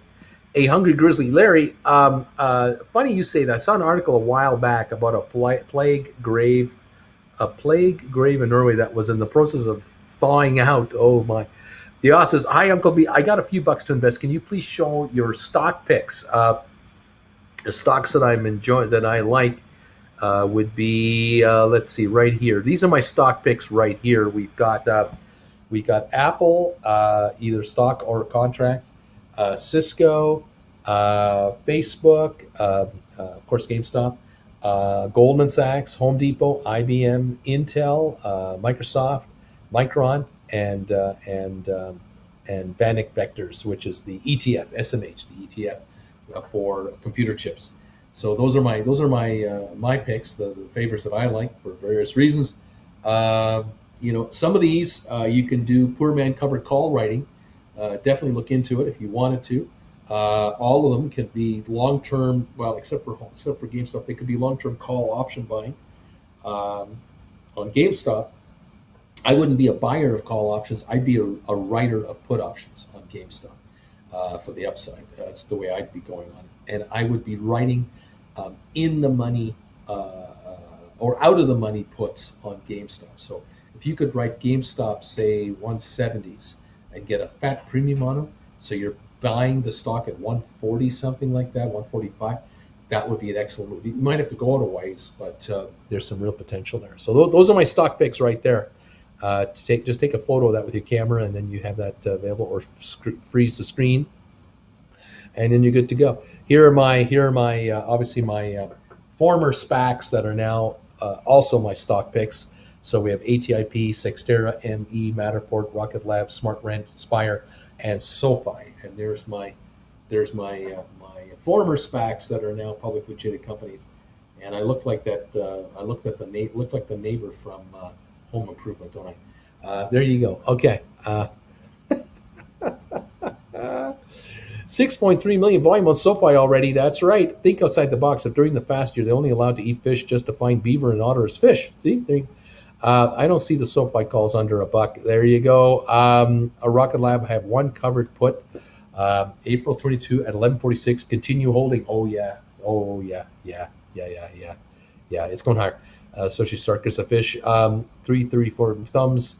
Good morning. We got some thumbs. That's great. Thank you, everybody, for the thumbs ups today. Keep them coming, guys. We appreciate that. We're holding a 63-cent gain on Rocket Lab. We got as high as 15.33. I think we're going to go higher. I think we're going to go a lot higher than that. 17.10 now on SoFi, still down 54. GameStop up 83 cents. Matterport down 28 cents. ME down 23. SmartRent down 3 cents. Spire up 45. ATIP up 6.5. Sextera down a dime. We got Vanik down $2. We got Home Depot up 5. We got IBM down $1.19, up $1.19. The Dow up 223, holding its own, and we're down 6 on S&P, and we're down 127 on Nasdaq. The FANG stocks are not participating in today's rally. Bed Bath Beyond up $1.50 today, looking good. Bed Bath Beyond up 25, down 25 cents to 10.13. 94.08 on Royal Caribbean. Ridiculous pricing on Royal Caribbean, just ridiculous. Goldman Sachs is up 8.79 to 399.64 right now. Interesting markets here, very, very interesting markets. Okay, there we go. Okay, let's see. Fanville says, "Sell my house." The $25 strike at January 21-22 is 80 cents. That's for SoFi, I believe. CJ, the Super Bowl is February, and SoFi Stadium will have a SoFi all over it, plus commercials go April. Between now, the promotion will be unbelievable. Uncle Bruce, why is Aspire launching up again? Don't know. Don't know why it isn't. It is better, but it isn't launching up again yet. Kittel, Norway opened the country at 4 o'clock Saturday. No more resitation at COVID here. Oh, no more restrictions on COVID. Interesting. Very interesting. Hopefully this is working for you guys. Erico, Matterport, SoFi, and SmartRent have the best looking logos. There you go. So my house says, thanks, Vanilla. Got him. Larry's giving me thumbs ups. Vanderbilt, Gregory, Edward, which strike did you get for the covered put? Silas got the Rocket Lab 20 strike for $9 January, and not worthy to buy back yet since the premium is still 8.10. Exactly. You're looking for the stock to go much, much higher. And of course, as each week goes by, these contracts will shrink. You're going to get richer. Lurkin, Uncle Bruce, I'm obsessed with Royal Caribbean going the wrong way. Check the options chain for Royal Caribbean. And there are 20,000 open contracts for Royal Caribbean at 12.5 strike January 2020. I'm puzzled by all of this. It's weird. Best bet, thumbs. Thank you for the thumbs ups, everybody. Yeah, it's goofy. It is just goofy. We have 350 thumbs ups. Thank you, everybody. Keep those things coming in. That's helping the channel gain a bit of momentum out there. We do appreciate that. Yeah, Rocket Lab, Air Force contract. Yeehaw! Up 68 cents. SoFi now 17.12. GameStop down 89, up 89 cents at 186.06. Matterport at $21.92, ME at $9, Smart Rent $12.94, Spire at $14.26 up 41, ATIP up 7 cents to $3.84. Cyxtera down a dime right now. That's where we got this market. The Dow is up 247. Good start at 35,045. And we've got the S&P down 4.5, NASDAQ down 123. And Jen is alive and well, making herself some tea this morning or decaf coffee. Fantastic. How you doing, Jen? I'm good. I'm good, too. I'm good. I'm alive. I turned it on. It would help if you turned it on and plug it I in. heard that. Yeah, you plug these things in, turn them on, it works. I need to get some smart rent options. It's so quiet. It seems so much less stressful, says Jordan Brown. Well, if you scoop some smart rent, get some 10s or 1250s or 15s, but get out into the new year. Yeah, I think you can make some good money on smart rent. I really do. I think smart rent is a $20, $25 stock in the not too distant future. These are all brand new publicly traded companies. They just have to be discovered by the world. Just hang in there. Larry Titus is saying, good morning, Jen. Exactly right. Good morning, Jen, to you. Yeah, man. Welcome one and all to another fun week here of market trading. We got some stocks, becoming more and more household names from the 8 that we like to follow here. SoFi, of course, being the number one household name of them all. But Rocket Lab is getting a lot of press. Matterport getting a lot of press. 23andMe does get interesting press. I've seen articles from 23andMe out of the New York Times or the Washington Post. They get like senior press. They don't get like Joe's stock tip market page or anything like that. I'm not picking on Joe's stock tip market page, but I'm not picking on. Just saying the difference between the Washington Post and New York Times is international reading, international exposure, millions of potential investment potential investors coming into your stock. It's not like they're saying buy it, but they're talking about it. And I think the awareness is half the battle right there. What is 23andMe all about? What's it going to be about? That's what I want. Interesting, huh? Yeah. We're up 73 now in Rocket Lab to 1478. We're pushing 15 again, I hope, real soon. Spire 1430 up 45 cents right now. Watching and waiting to see what's going on here. SoFi have rights to the stadium for 20 years, the naming rights. Yes, that is correct. Joshua, Uncle Bruce is still recovering from his wild birthday bash. British shilling, very, very cool. Yeah, my birthday bash was real fun. That was the dental office. That was the open wide. Open wide. Yikes. Well, we got that done. But I get to go tomorrow, Wednesday, and Thursday. Yay! Oh, gosh. I can't wait for this week to be over. My first full week as a 66-year-old. Let's get this one out of the way.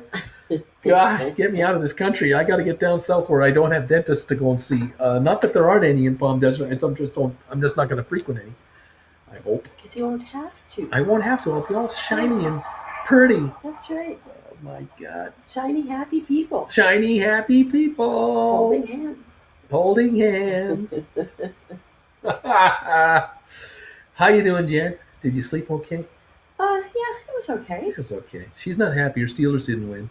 I know. They didn't win like... No, they didn't win. They didn't even come close to trying to win. They didn't win. There was no winning in Pittsburgh. It's not good. And the next game is the Pack.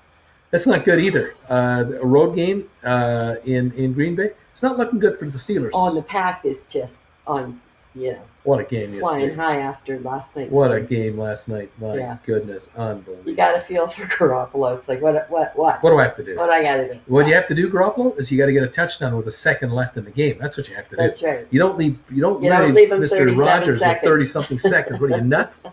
Unbelievable. Yeah, that's what you don't do versus how you do it. But yeah, there were some fun games yesterday. And the other thing is that I didn't get to see mine because we're on the West Coast. We get the West Coast team. See, we're in Canada, so in a hotel in Canada, you're not getting the premium cable package, okay? Yeah, so you're not going to get the I'm not NFL getting my NFL primo ticket. package. So you're just going to get whatever game they're going to show. And Pittsburgh and who was it? Bengals. Bengals, Cincinnati. Isn't that what Two we call Eastern teams. national telecast quality football? Yeah. So she gets. But on the Sunday ticket, I would have got to see. That's right, on the Sunday ticket where you pay $200 for every football game. What do we have to pay? I don't care. Yeah, I don't care. Ah, that's right. Did I mention thank you for the donations? Aye. So is this in honor of grape jelly? Is that the purple for grape It jelly? could well be a grape jelly kind of day on a bagel. Okay. On a toasty, crispy. Toasty. Is it possible for a toasty, crispy bagel? I'm leaving it. I'll see you in half an hour. That's all I'm She's saying. gonna turn my bagel It's gonna into be charcoal. in there forever. It's gonna be charcoal. What movie is that from? Forever. Forever. Oh, I don't know. Not tell them. They'll have to guess. Who does a guy or a girl say the line? Is it a male or a female? It's a male. A male says that line. Forever. Okay, and here's your clue. Okay, the clue. Or a Clint. It was a hint and a clue. Your Clint Eastwood. Okay. Here it comes. Okay. It's a boy. It's a boy who says it. Oh. It's not a man. It's a boy. Oh. I'll go get my coffee. Oh boy. Okay. Thank you for it. Anybody got any idea? Forever. Anybody know? I don't know. SoFi crossing VWAP starting its day. Robert, thumbs up for my buddy Bruce. Thanks, man. I got everyone looking at that SoFi. Let's see here. Laugh out loud game going. Week 1 over 8. At least there's 51 more. Rob, $3 spike on GameStop, 5,000 volume. GameStop 190.40 up 524. John, good morning, Jen. Let's see, everybody, how you doing? Bengals says Shaky Fry. What? Any TSX plays now, and you're back in Bertha? No, in back in Berta? No. Don, don't fret, Auntie Jen. The Penguins start preseason tonight. Joshua, even Boswell was missing kicks. Detroit finds new and innovative ways to disappoint their fans, it seems. Max, thanks to Jen for letting my lowly Bengals whipper Steelers yesterday. Best bet, half toaster will travel. 191 on GameStop, 190.74. There are freer ways of watching. GameStop is popping. Not in Canada. Not in Canada. False. Just root for Stafford this year. Been rooting for the Lions for 25 years. Been a painful ride. Sandlot. The Shining. 2 little girls. Sandlot. Sandlot. Michael got it first. And Coyote got a second on his third. And here we are. Everyone's getting it. Explains the name. Someone send Jen a culinary blowtorch. Best bet, O.J. Simpson, forever. Sandlot, forever. 100% Sandlot. When they were in the treehouse, Sandlot, Redhead Kid, NFL Game Pass. Joshua, the storyteller kid in Sandlot, says forever. Sid the Kid. Now I got to find a place to steam it. Here I am, free agent as a former Texans fan. Tell Jen I'm sorry the Bengals won, but I'm rooting for my boy, Joey B. LSU. Kevin, Stafford looking great. Attico, one of my favorite movies of all time. Squidman, Palladorius, grandfather, Chief Palladorius ordered my Mr. Myrtle's dog to be chained to the backyard forever. Oh my goodness. CJ, well, I've spent my money for today. Going to spend the rest of my Monday off fishing. Wish me luck. Take care. I'll make the money live the dream. Peace. Right on, CJ. You take care. Thanks for being here today. SoFi at 17.22, down 42 cents. Rocket Lab back up over 15.06, up $1. High today, 15.33. We're at 1.3 million volume. We might go for another run here. We've got GameStop at $189 again, still up 4. Matterport down only 19 cents, down to 22.08. And me hanging around $9. Smart Rent up 2 cents. We got positive at $12.99. Spire up 30 cents, 14.16. ATIP up 9 cents, now to 3.86. Sextera down 4 cents. That's what we got going on. The Dow's up 241. And Microsoft down 340. Apple down 160. Tesla down $1.90. And Royal Caribbean up 345 to $94. And Goldman up 840 to $399.30. So there you have it. That's what's what's going on. Higher interest rates, higher T-bill rates, good for Goldman Sachs. The thinking is that if interest rates spread higher and further out, and higher long bonds go higher, more money for Goldman Sachs bottom line. So that's what's going on here. Good luck fishing, says Bama Babe. Had fun and good luck. CJ, best bet, is Alberta more conservative than BC? Oh yes, very much so. Cam, CJ, English tight lines. Coyote, when TF is payday, I need more powder. Larry, CJ English, tight lines.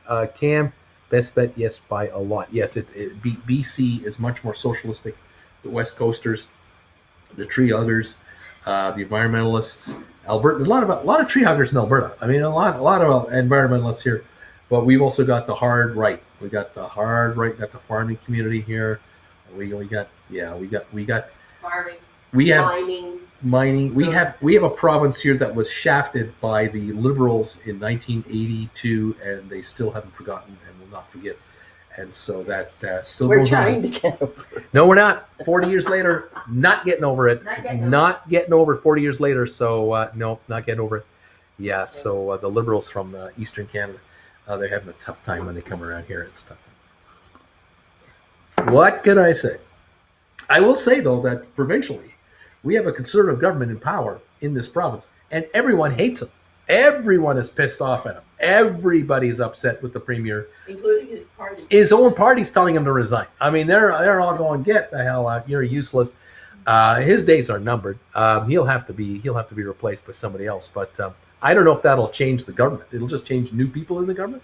So you were talking before about election hell. In the United States, it seems like someone's political sign goes up and someone else, that they're constantly voting for someone. Always something. So we had the federal. In like 2 weeks, we have the mayoralty race for Calgary. A mayor race here. And then chances are the premier will resign, and then we'll have a provincial race. Maybe sometime this winter.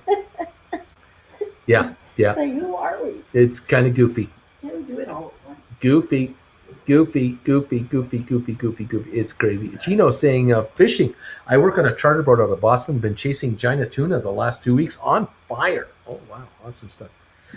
Socius, 1981 was when ABBA last released an album, and you haven't forgotten about them, have you? See, you never forget. Heads up, everyone. LAUR just announced a $7 special dividend, which at its current price is a 43% return. Heads up. There you go. Don't know anything about it, but there you go. A one-time shot. There you go. Rock and roll. What else is going on? We've got Rocket Lab at 15.03 up 98 cents. We got SoFi now down 44 to 17.20.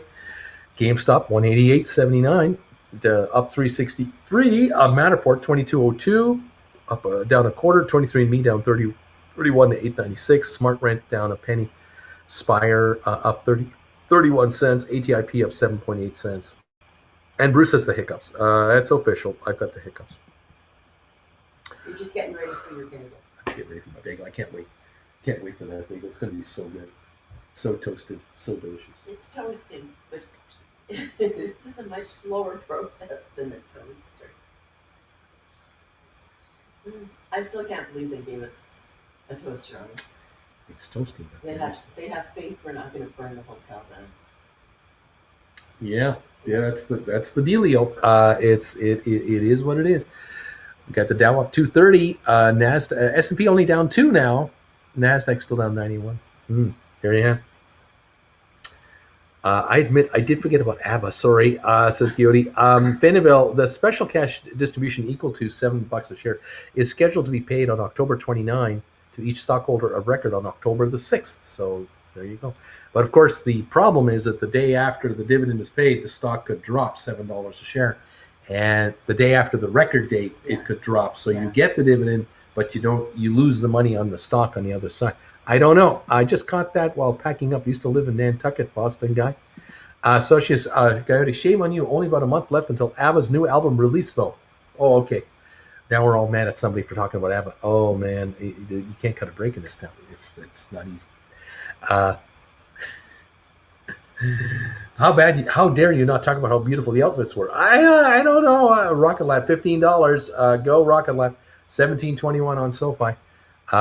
Go higher. Business closures rose 6.4%. Business closures are up. Yes. I was given a shock.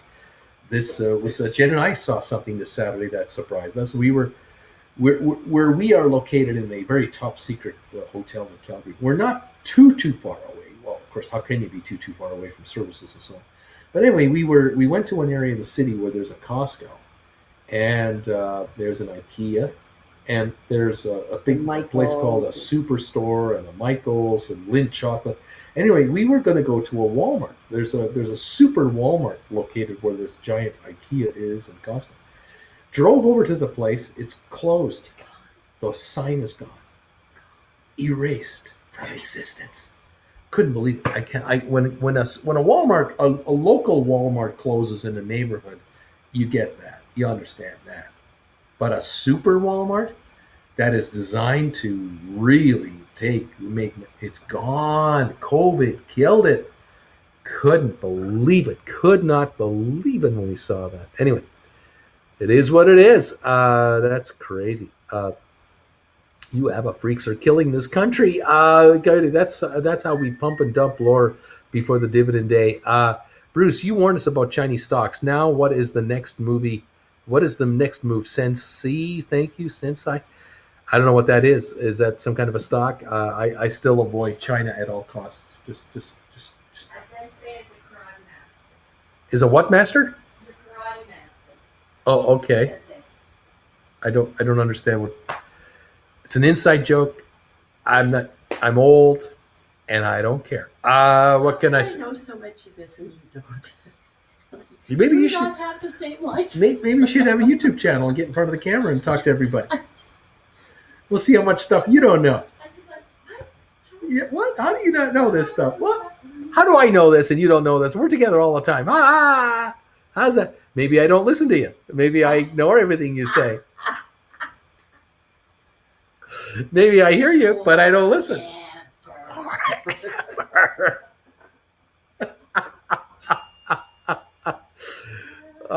Sensei, teacher in Japanese. So she is not a crime master. It's Japanese for master or less. See, Jen? Sensei, Japanese for master, sensei. It's not correct. Yes, that says Socius. Hey, Uncle B says, Sela. Hi, Sela, how you doing?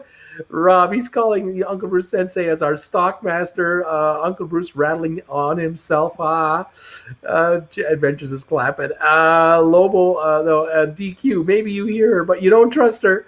Lobo, Uncle Bruce equals underground bunker. Uncle Bruce is in an underground bunker. I thought I had to explain it first. Thank you. Bruce, they basically called you a mentor. That's what they're calling you. Oh my God. It's a good thing. It's a good thing. Oh man. Matt Lauer? Fenwell wants to know. Matt my nicest asking, is that a Matt Lauer? Oh my goodness gracious. Unbelievable. Just so stupid. Oh yeah.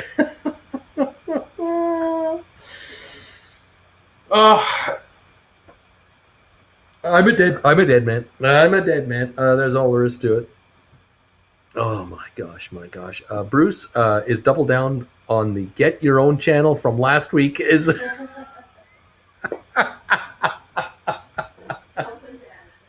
I can't get your own channel. You sit in front of the camera for 3 hours in the morning, 2 hours in the afternoon, 5 days a week. You handle the mob out there that's willing to tear you a new one if you blow the littlest thing. Go ahead. Yeah, anyone can do it. Yeah. Oh my gosh. Too much fun. Hey, we're at 15.12 on Rocket Lab. But $1.08. How about that? 15.13 now. 20 cents from the high today. Go Rocket Lab. SoFi still down 41 cents. GameStop up 296 to 188. Matterport 2202 down a quarter. Come on, Matterport. ME down 30 to 898. Smart Rent down 2 to 12.95. Spire up 40 cents to 14.25. ATIP up 7.1 cents. Come on. The Dow's up 253. Come on. Let's go, baby. There's some good times here. I can't believe that this show is always so entertaining, says Socius. R.I.P. Uncle Bruce, 2020 to 2021. No, nice. Not that, Matt. Laureate Education Inc. Rob, so long as Uncle Bruce brings Jen a tea and a bagel, I'd watch still. Adventures, we can't even get Jen to sit down next to you, Bruce. We can't even get her to do that. Ben will jump in October 15 calls and get out before then. So there's some ideas. Rob, we'd get to see Uncle Bruce's hands instead. Maybe not the thumbnail though. That's right. Just let's put a band-aid on that, and you can just see this here. You can see, there you go. Oh my goodness. It's tough. It's not easy being me. It's not easy being me. Not easy being near me. It's just not easy. 1511 on Rocket Lab, up 106. SoFi 1725, down 39 cents. Come on, SoFi. Spire up 40 to 1425. Hey, Uncle Bruce, Nelson is saying, I bought January options on Auntie Jen's YouTube channel. I'm up 10% already. There you go, laughing out loud. Best bet bagels, shills, fill my belly. Joshua, I need a stepladder to get up to get up to her, though. He's only 4'8". He needs a stepladder to get up to her. Wearing those spike heels, she's like 6 feet tall. I'm at 4'8". She just kind of leans on me and uses my forehead as a beer holder. I mean, come on, DQ. Just put a Jennifer Aniston cardboard cutout on camera and have Jen comment from off camera. You should just do that. See, there you go. You should just that's what she should do. She could have her own little channel. Oh man, easy peasy, nice and easy. What's the big deal here? Oh gosh, I don't know, kids. I do the best I can with what I got. I haven't got very much. It's tough times here, really tough times. They're toasted. They're hard as a rock. She says they're toasted and it's hard as a rock. So this is going to be interesting. Gayoti, Jen Aniston is known as Amazonian woman, says Gayoti. Rob, sending me $15. I know it's not easy being you. Here's a little something for the thumb band-aids. Thank you, Rob. Jen may have to fill in after all your dental work. She might have to fill in because you're just going to go. You're going to be on camera on Thursday going. Gonna have to use hand signs and hand puppets to talk to you guys. Oh, We'll get Grover to sit in. We'll get Grover to sit in for me. Oh my gosh. Oh, I tell you.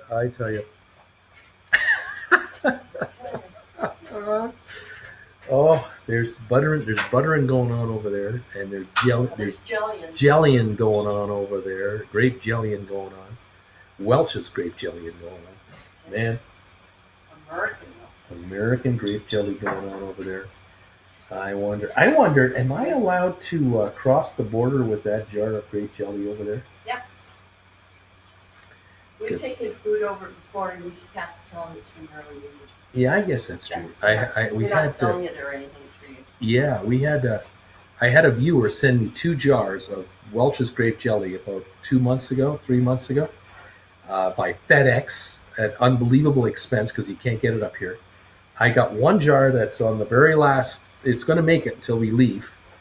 I got 1 jar that's unopened, and I don't want to open it. I want to keep it sealed. But I wonder if I can take it with me to California across the border in my luggage. I'm wondering. Stock markets with Charlie Brown's teacher. Erica, Bruce, when are we going to see you driving the big rig? It won't make the show any less fun, so Socius Global. Jen is the emergency backup streamer for Uncle Bruce. Nothing terrible, just in case he has to use the restroom or something. That is the day we'll see her pretty little face. There you go. You might not have any teeth left, says Adventure. Just talk about Luke Gianna post-dental work. You won't go wrong. The Sandlot, says BW. ZW, refresh your thing. You're way behind. Welch's grape jelly is considered a narcotic and it cannot be carried over country borders. Jake, Bruce, if you bring food, they won't penalize you for making a mistake as long as you declare it at the border agent.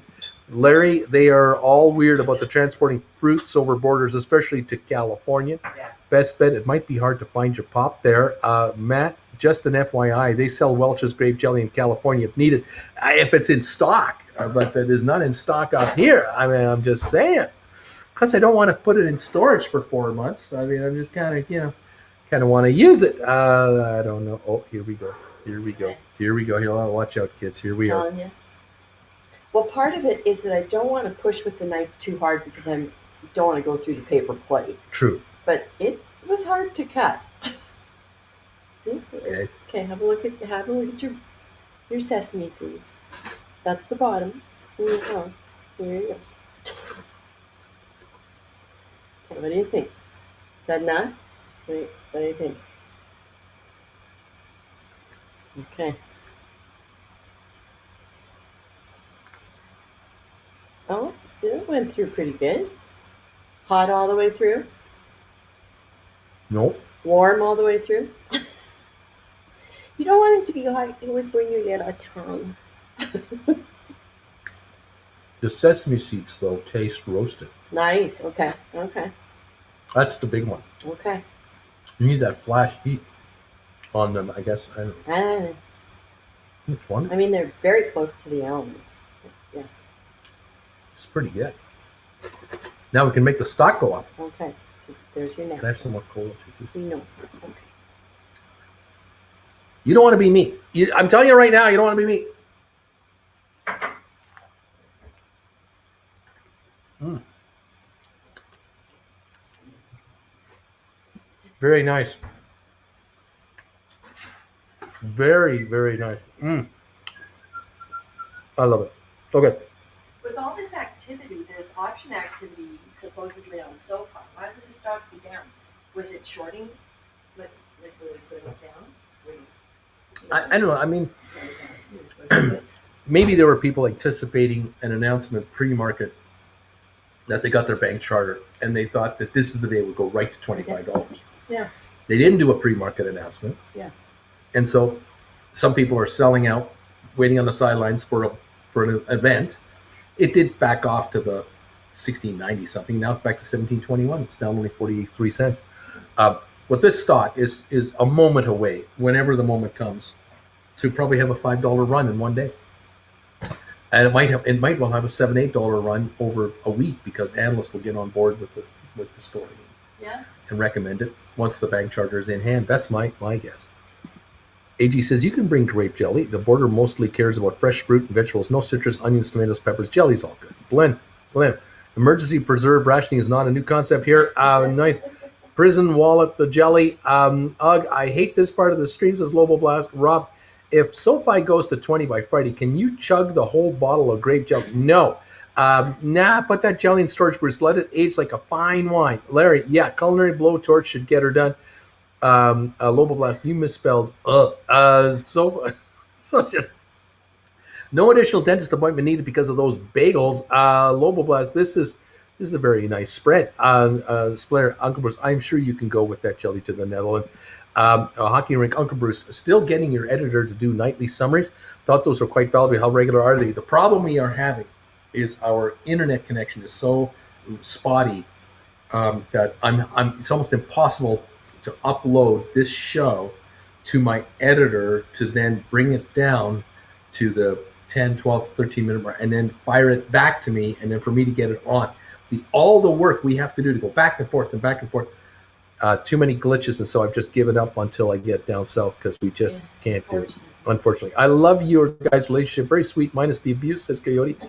SoFi still 1721. I'm okay with that. It's like a marriage thing. 1721. It's like us. It's being abused, but it's okay. But depending on your state, you can't find caffeine-free Coke everywhere. You can't find it everywhere. It's amazing. I don't know what we the had thing. cans for a while, but now we're back to bottles. Yeah, we had cans for like a month, and now we can't find cans again. Back to the 2-liter bottles. Frustrating. Yeah. Because it does taste different. Tastes different coming out of a fountain, out of the bottle, out of the can. Oh yeah. Always. Is Jen our special guest today? We're up 25. Scouts. Socials. I don't understand why I can't see nicest comments in the chat. You may have blocked them. Glass bottles are my favorite. Says Coyote. A little bit less. Come on, Uncle B. You're raking in the dough. Time to get a 4G LTE antenna instead of the choppy motel Wi-Fi. Oh. I'm thinking once we get to the States, we'll figure this out. because in Canada, I don't know about the CRTC crap and all the rules up here, and I know about taking stuff over the border about this. I don't know. I just don't know, and so we'll see what we can do down south. Rocket Lab is $14.99 up 94. SoFi at $17.26 down 38. GameStop up $3.57. Matterport down 27 cents at $22. 23andMe $8.99 down 29. SmartRent down a penny, $12.96. Spire up 15 cents at 14. Come on, Spire. ATIP up 9 cents to $3.86. Sextera down 12 cents to $9.11. The Dow up 241. And Goldman Sachs up 948 to $400.33. We have such potential here. We're on the edge of greatness, I think. Laughing Out Loud says best bet. Gary, I still have been trying to tell my girlfriend that Coke tastes different from fountain, glass, plastic, or can, but she doesn't believe me. Yeah. I'm glad Jen also notices this. Well, maybe you got to get a new girlfriend. You know. Is that really the requirement? Yeah, if the girlfriend can understand the taste of cola, The girlfriend. what else doesn't she understand? I mean, God, come on. There's, you gotta have. Did you tell them about the 3 6s? The 3 6s? Yes. I have to come closer so they can hear me. The 3 6s. So our daughter tells us that dating now, in that 30 age group, they have the 3 6s requirement. That he has to be over 6 feet tall, he has to have over a 6-figure income, and he has to have a 6-pack. I think they're kind of limiting the field. Interesting. Yeah, Interesting. yeah. This is the 30-something girls. Yeah. This is what they're thinking. Is that true out there? Yeah, the 3 6s. Jordan says glass all the way for cola. Didn't mean the smiley, but it fits. Coyote laughing my you know what off with the Coca-Cola. Jordan is smiling. Rob, does Jen have a sister who's single? Niece, Coyote, love you too, boo boo. No, she doesn't have a sister that's single. No.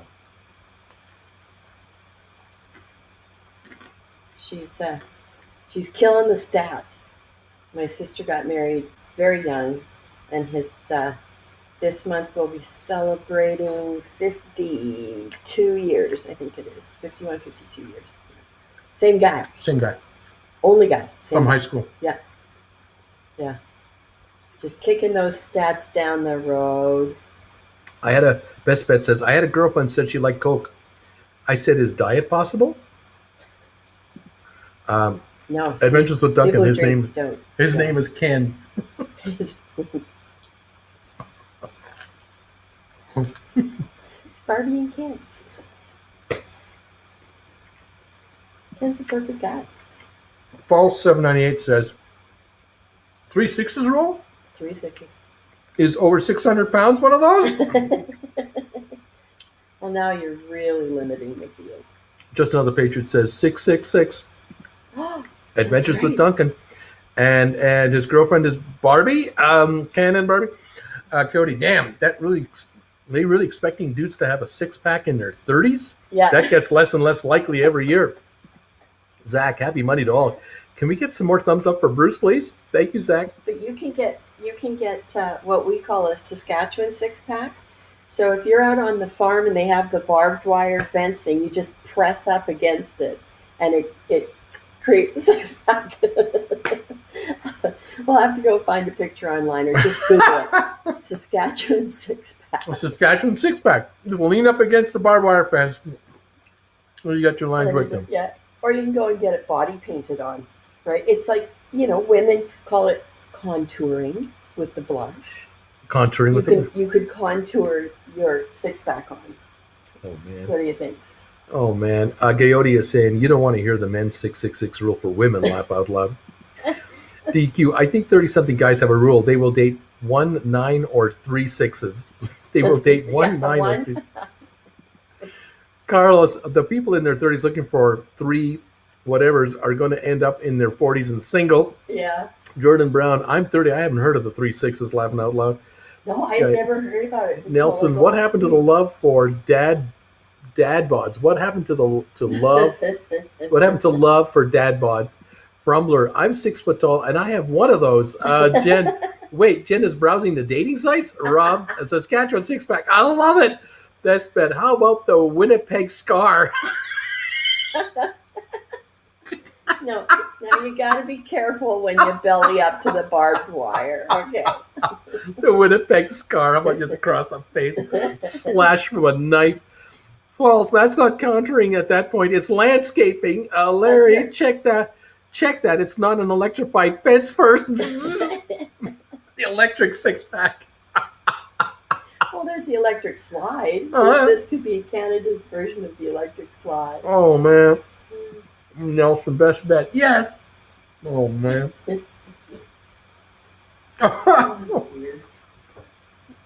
Oh man. Nice says I prefer Tide Pods, Jen.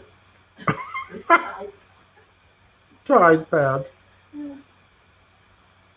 Oh my god.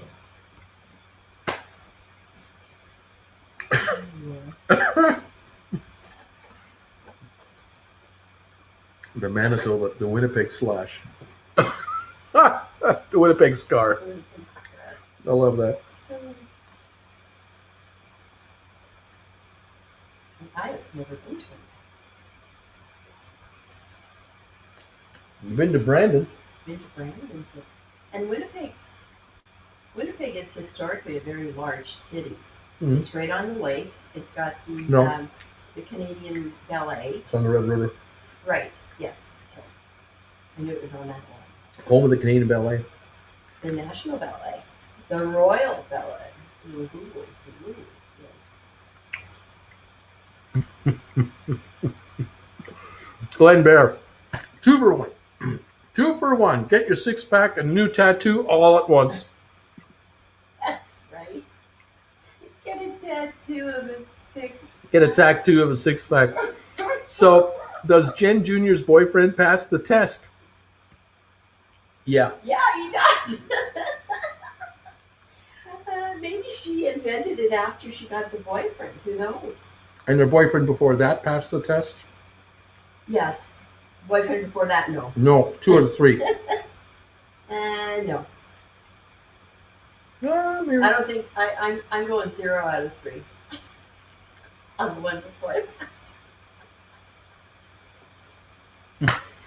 Oh, that's harsh, isn't it? That was harsh. It's harsh. Harsh. Uh, Yeah. And before that, it doesn't count because they're in university and high school and. Oh, well, before that. Plus, they had to be in their 30s. Yeah, At least. They gotta be adults. Yeah. Oh, my God. She would just be delighted to know we're discussing her love life. She'd be thrilled to know that we're talking about Just thrilled. that poor ex-boyfriend from 3 relationships ago taking stray shots this morning. And poor bugger. Exactly. Zach says, Jen's roasting. She's roasting. Good. He's just trying to live his life, and Uncle Bruce and Jen are blasting his salary and lack of a six-pack. No mercy. BW Jen Jr. is in Canada. How's 6 feet height work, y'all? Or metric system and then 1.82 meters. See? Exactly. Oh, man. Y'all. It's funny with the kids that are millennials and under, how they grew up with the metric system. So some imperial stuff they know, and others they have no idea how big it is. Right. They don't really know how far a mile is. There's in kilometers, but they do know what an inch is. Mhm. They don't know Fahrenheit unless they've been out of the country a lot. Right. Yeah, it's all centigrade. Yeah. Because Yeah. that's every day you hear that. But, how much is a pound? They don't know. Canada's all screwed up. It's We have half of it in metric, half of it non. Yeah. It's goofy. yeah. It's crazy.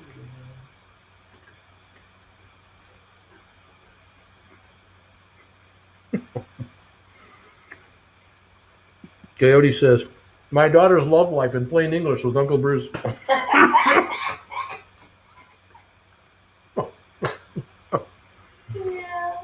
Carlos, these chicks that want 666 probably have bearded legs And cankles. and cankles. Done. Thank God. 20 years ago, my wife went on to 551 test. The one being my belly button. 551. Nice, Jen. Can we divide the six pack over 6 years? Best bet, Carlos. Hi, Nelson. I just ordered a 6-pack T-shirt and some lifts on the way to the beer vendor. So it sounds like Canada's improving. I prefer metric. Best bet is laughing out loud. DQ Friday trivia. Which of Jen Jr.'s boyfriends did Auntie Jen hate? Coyote, don't know where the ankle begins and the calves end. That's right. DQ Coyote's laughing. Best bet. Jen's laugh is epic.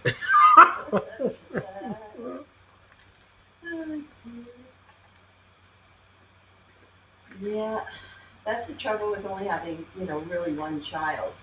You get to put all your attention on him. It doesn't get spread out over a variety. Yeah. Well, I'll tell you this. In all three cases, the last three cases of the Jen Jr.'s boyfriend, they pretty well the Jen Jr. introduced them all to Jennifer first and introduced them to me last. And they were more nervous about meeting me than Auntie Jen. I'm a pushover.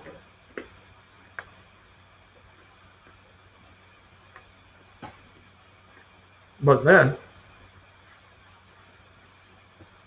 But then, it turned. dramatic pause. Da-da-da. In each case, the boyfriends that were ultimately introduced to me were all substantially older than Jen Jr. And so they were nervous about how Dad would react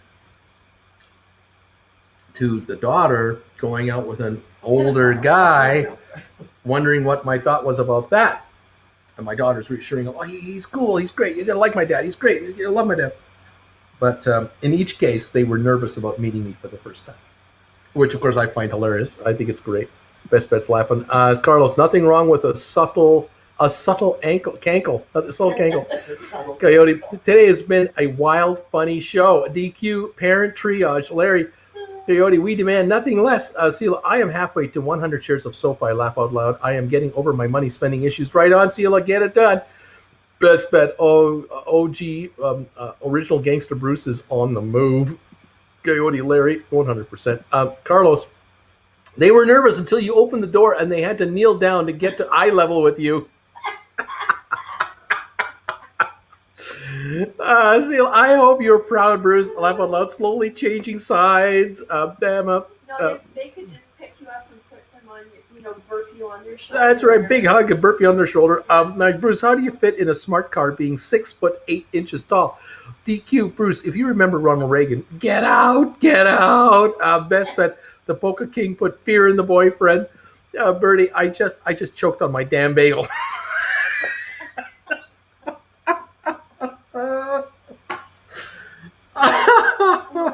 Oh, man. Oh, boy. Sometimes it's fun being a parent. Sometimes it isn't. Oh, boy. You gotta get your jollies where you can. That's right. You got to get your jollies where you can. You got to, yeah. Yeah.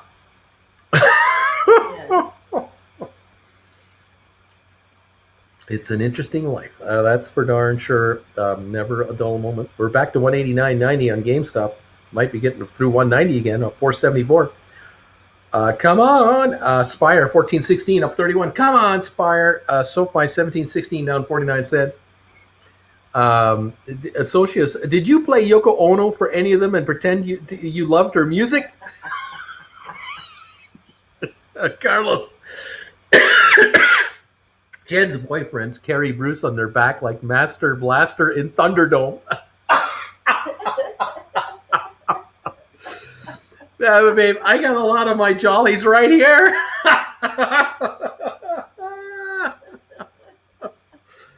Oh boy. That's what it is.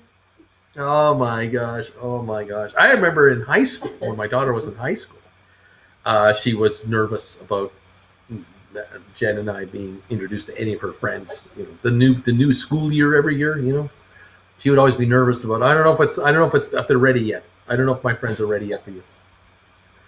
But the good news was that Jen was a volunteer at high school, so they always saw they always saw Jen Junior's mom. They always saw Auntie Jen. I usually knew them before they were boyfriends.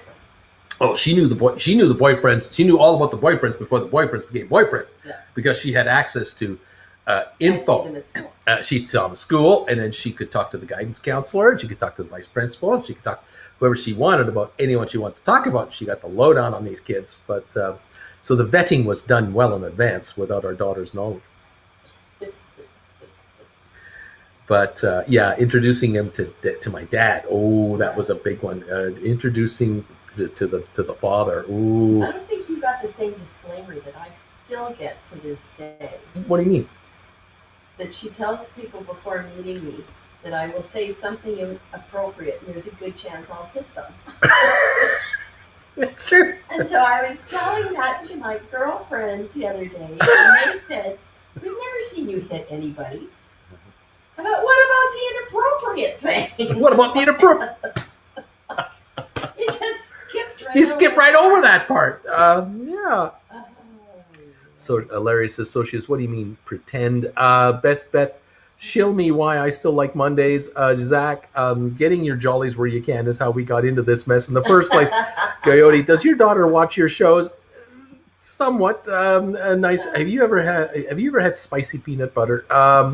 Rob, Jen, you have a reputation. Well, yeah, she does. Definitely. Yeah, my daughter, she tries to prep her she has tried over the years to prep her new boyfriends. You like me, that's cool. We get on with each other, that's great. But you gotta like my parent. You gotta be able to get along with my parents. So otherwise, we're done. We're done for. And then you go, well, what about you? What's with your parents? Really, why are you warning me? Why are you warning me? Why are you warning me about your mom and dad? What is it about your parents that I have to be worried about? Well, they're kind of different. They're not like other moms and dads, Oh yes. No matter the 30-somethings are going after the 50-somethings. That's right. They're going after. Right. They're Trolling out. They're trolling up, and absolutely. My daughter wants to see success. She wants to see the future. She wants to know, you got anything good? Let's see what you got. So she's not interested in the 20-somethings because they haven't done anything. But a 50-something, there's track record there. Yeah, let's see if there's anything good here. Rob, who wouldn't love these guys? Best bet, Polka is sexy. Socius, exactly. You guys are awesome. There you go. You see? Well, thanks. There you go. We think we're pretty good parents. You were good. Kept You her had out a of. good daughter. She stayed out of jail. She didn't go to jail as a kid. It's all good. I Oh think gosh. our bar was a little higher than that. I think we did have a little higher bar than that. Yeah, we did have. Staying out of jail. Yeah, that's right. Nice. Best bet. Weird Al, Polka is sexy. I remember as a kid being like 6, 7, 8. This would be the 60s. This would be the mid 60s, and in those days, my mom and dad's idea of a good time. My mom and dad's idea of a good time on, say, a Sunday would be to have one or two couples come over to the house for a visit, and these could be people they knew socially, usually through the German clubs that my mom and dad were involved with, because they would meet all these other folks from the old country, and they would be comparing notes. And I get it now. As a 66-year-old, I get it now. It now makes perfect sense. My mom and dad would invite a husband and wife over to their house for a Sunday at come on over at 1 o'clock, and we'll hang out till 4 o'clock, and we'll have some coffee and cake. My dad will crack the bar open and have some libations, and we'll just tell stories to each other. Where the children, which is myself and my sister, we would be expected to be all dressed up in our Sunday finest. I'd have a jacket and tie on in the house, in the living room, sitting over there and shutting the hell up. And you're not to be interrupting or to be bringing up a point, parliamentary point of order. No, shut the hell up and listen. And if a question is asked of you, politely address it, and then shut the hell up again. So this would be like 3 hours. I mean, that's like a 5-year sentence for a repeat offender. So here we are. We're all prettied up. We're asking, well, who is it that's coming, and how do you know them, and why are they coming, and what are they like? And we get limited information because, again, you don't need to know. Just pretty up and shut up. Okay, great. So had a bath the night before or the morning. We're all cleaned up. I mean, we are cleaned up for like church. Well, then people arrive, and of course the husband and wife, they would arrive, and the husband would be wearing a suit and tie for a Sunday afternoon visit with my parents, and the wife would be in a beautiful kind of cocktail dress or something like that. The heels and the hair's all done and the nails are done. I mean, you could tell the guy went to the barber the day before to get his hair done. I mean, wow, like this just for a visit to my mom and dad's living room. To shoot the breeze about the old country. Oh my God. So it would start, very, very formal and very classy, and my mom and dad would have prepared some hors d'oeuvres and snacks kind of thing. And then we would be expected to kind of hand it out type of thing. Yeah, great. Anything to pass the time. And then we'd be just sitting there listening, and they would just be talking about the niceties of the day and what's going on in the city, in the area. And then over time, the bar would open up and the libations would start flowing. And my mom and dad are having a wonderful time. And the couple's having a wonderful time. And it's adult time. It's adult to adult time, which I get now. I get it now. Because we were, 8, 10 years of age, and we were a pain in the rear end. So it was great that we just shut the hell up, sat over there, and we listened. And now the adults could chat, and their kids stayed at home or didn't have to come, and all that stuff. And then the talk about the old country would come on. And of course, this is 1966, 67, 68. These people, these adults are 35 years old, 37, 40. So 20 years ago, when they were, or in their late teens or in their teens, 20 years ago, the end of the war. And so, of course, the topic turns to the most incredible time of their lives, which were the war years from 1939, 40 to 45. This would come up because it dominated everything that they're about. And of course, mom and dad and these folks, they've lost relatives, and some are now in the East. They're in behind the Soviet Iron Curtain. They're in Poland, or they're in Czechoslovakia, or they're in Romania, or they're in Hungary, or they're wherever the hell they are. They're not on the West. They're East Germany, not West Germany. And some are in the West, and so there's whatever happened to them and happened to them. At least I took the advantage of listening and just being a sponge, and just like me. My sister would just be bored to the nth degree, and if she could kind of snake away and go to the basement and play down there, she'd do it. Anyway, so it was interesting to get this perspective of the life, and listening to what their youth was like, which is nothing like what my youth was like, the moment and was going to be and ever was, and my adult life. And I was lucky enough to hear this unabridged and unedited and unfiltered. These are folks talking about their experiences, and we see movies about this now. Like, we've been watching movies about these stories for the last 30 years of our lives, and some of us just don't believe it's real. We think it's all fake, but I'm listening to it live, and neither couple is trying to exaggerate the other. They're just telling them what they've gone through, and their family's gone through, their relatives have gone through, and friends and on. Amazing. But it's a miracle to me how relatively well adjusted everybody was in 66, 67, 68, 69 to the normal life they were leading in Canada, the middle class life, and how they were growing with their careers and their, their futures. But they were always saying the same thing to each other. It's a shame the children don't have the culture that we had from the old country. It's a shame that they don't want it either. The kids don't want the culture that we had from 1920s and 30s and 40s, and going back hundreds of years going back, and that made sense because we're in North America, and I'm watching television in 1968. What am I watching on TV in 1968? Ed Sullivan Show had the Beatles on in 64, the Rolling Stones on in 65, Bob Dylan in 66, Joan Baez, the Mamas and the Papas, the CCR. I mean, that's all exploding in 67, 68, 69, 70. What's on TV? Star Trek, Gunsmoke, the FBI, cartoons. Am I getting German culture in Southern Ontario in 1960? No. Am I going to? No. What are all my friends doing? The same thing. We're all being absorbed and dominated by the media of the time. So how could we have any respect for German culture? I've never been there.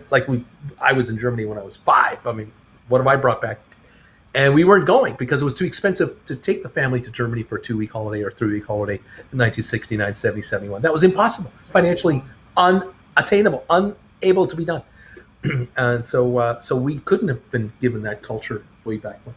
But it was interesting to see these people, and now at my age to remember going back, wow, my father in the prime of his life, in his mid-30s to mid-40s, those 10, 15 years, where you were at the top of your game, energy-wise,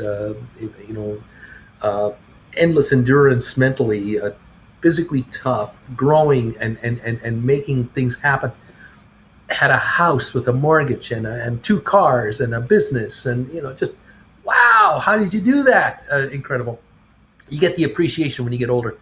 But today, you see your kids, and I look at mine, and when the boyfriend is over, or we are socially with the boyfriend, for a few hours, we get a little exposure to him, or vice versa.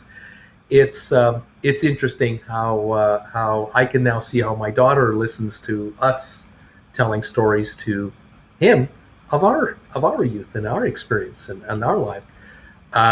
But it's also gratifying that when the boyfriend, you find out later from the daughter, like a week later, she'll talk to us and say hi, whatever's going on, and she'll casually mention, that get together we had last week when the 4 of us got together. And we'll go, yeah. I got to tell you, on the way home, when we were driving on the way home, we were chatting about, you and Mom and Dad, and he really finds you fascinating, you guys.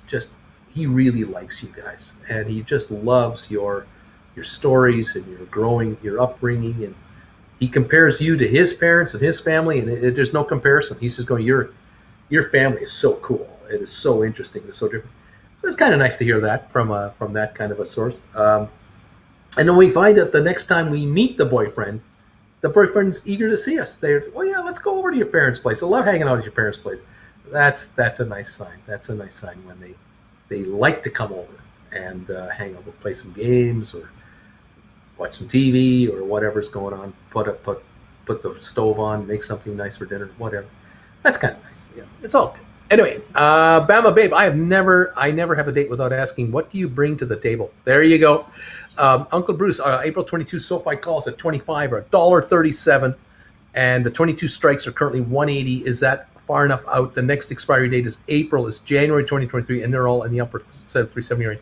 So yeah, I would be looking at the 22s. I'd be looking at 180, simply because they're $3 closer to the market. If you can get 20s, even better. 125s are expensive, aren't they? Carlos, but that loose skin and extra droopy tater tots. What are you going to do? Rob, I didn't go to jail, survived the move out of the house, parenting accomplished. I got dumped by an ex in college because I was working for around minimum wage. I was 22. What do you want from me? There you go. So she is, dodged a bullet there, says, that's right. You got dumped. You dodged a bullet there. New Berlin says best bet. 100% socialist. Mike, what's the 666 rule? I missed it. I heard Rob saying, Mike is 6 feet tall, 6-figure salary, and six-pack abs, and he's going, ouch! Oh, now we know where Bruce is. He's pointing to corners in the room, and he's sitting at when he was a kid. That's what was he doing? Michael, 2 out of 3 count. Mike, not saying which 2 though. Beef on a bun in Kitchener. Good stuff. Be the sponge or use the sponge, Bruce. What's the deal here? Baden, Ontario represent or present. Uncle Bruce, do they speak German? Yes and no. Yeah, they would be both, back and forth. Many a time would be German because the only chance they had to just be, blah. But also it would be interesting how English would work its way into the conversation because the 4 of them are surrounded by the culture of the day. And they're picking up the English terms. And sometimes an English word just nails the thought that they had in their head. That's the perfect word. Other times it's a German word. And I remember my parents would, say goodbye to their friends. They'd leave, and later on they leave. And then I asked my father later, or my mother later, when you were talking about that, what did that mean? Like he was saying something in German, I didn't quite get it. And then they would tell me what it meant. Because they didn't send me out of the room because there was delicate stuff being talked about. It was just family history. But I always appreciated my parents helping me out to understand just what this meant exactly and why it was such a big deal. GameStop, 190.65 up 569. Come on, let's go. Nice. Just watched The Naked Gun for the first time this weekend. Vaj, is Matterport being held at 22? Just a little pops up and down, up and down. Don't know. British SoFi have a new campaign starting today called Move Your Money, airing in the NFL and everything else. Yes, we have talked about this. AB in college. I was taking linear algebra calculus 3 class with a guy in an ROTC uniform. Got to talking to him, and he told me he escaped from the Congo by boat to New York City to get here and join the army. Wow, yeah, what they'll do. If Ergen, problem is the parents always like me better than the girlfriends. Yeah, HIP ripping it up, 12 cents. FS Rocket Lab wins $24 million contract with U.S. Space Force. That's right. That's what they did. I always found that I tried to get along with any girlfriend's parents that I ever had. But I didn't have very many when I was in high school. But with Jen's mom and dad, I got along famously with them right off the bat. And I was this Easterner.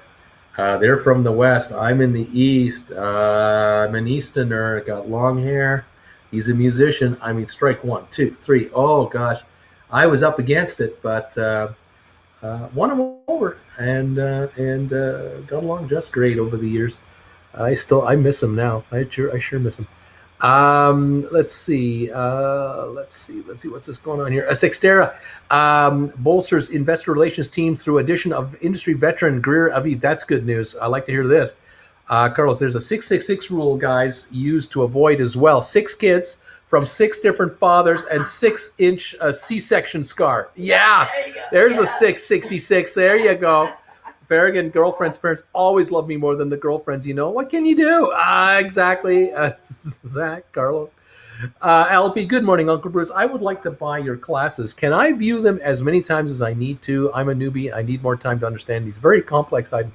Yes, you can go to my website, stockmarkerswithbruce.ca, and look for the classes. You can watch them one at a time.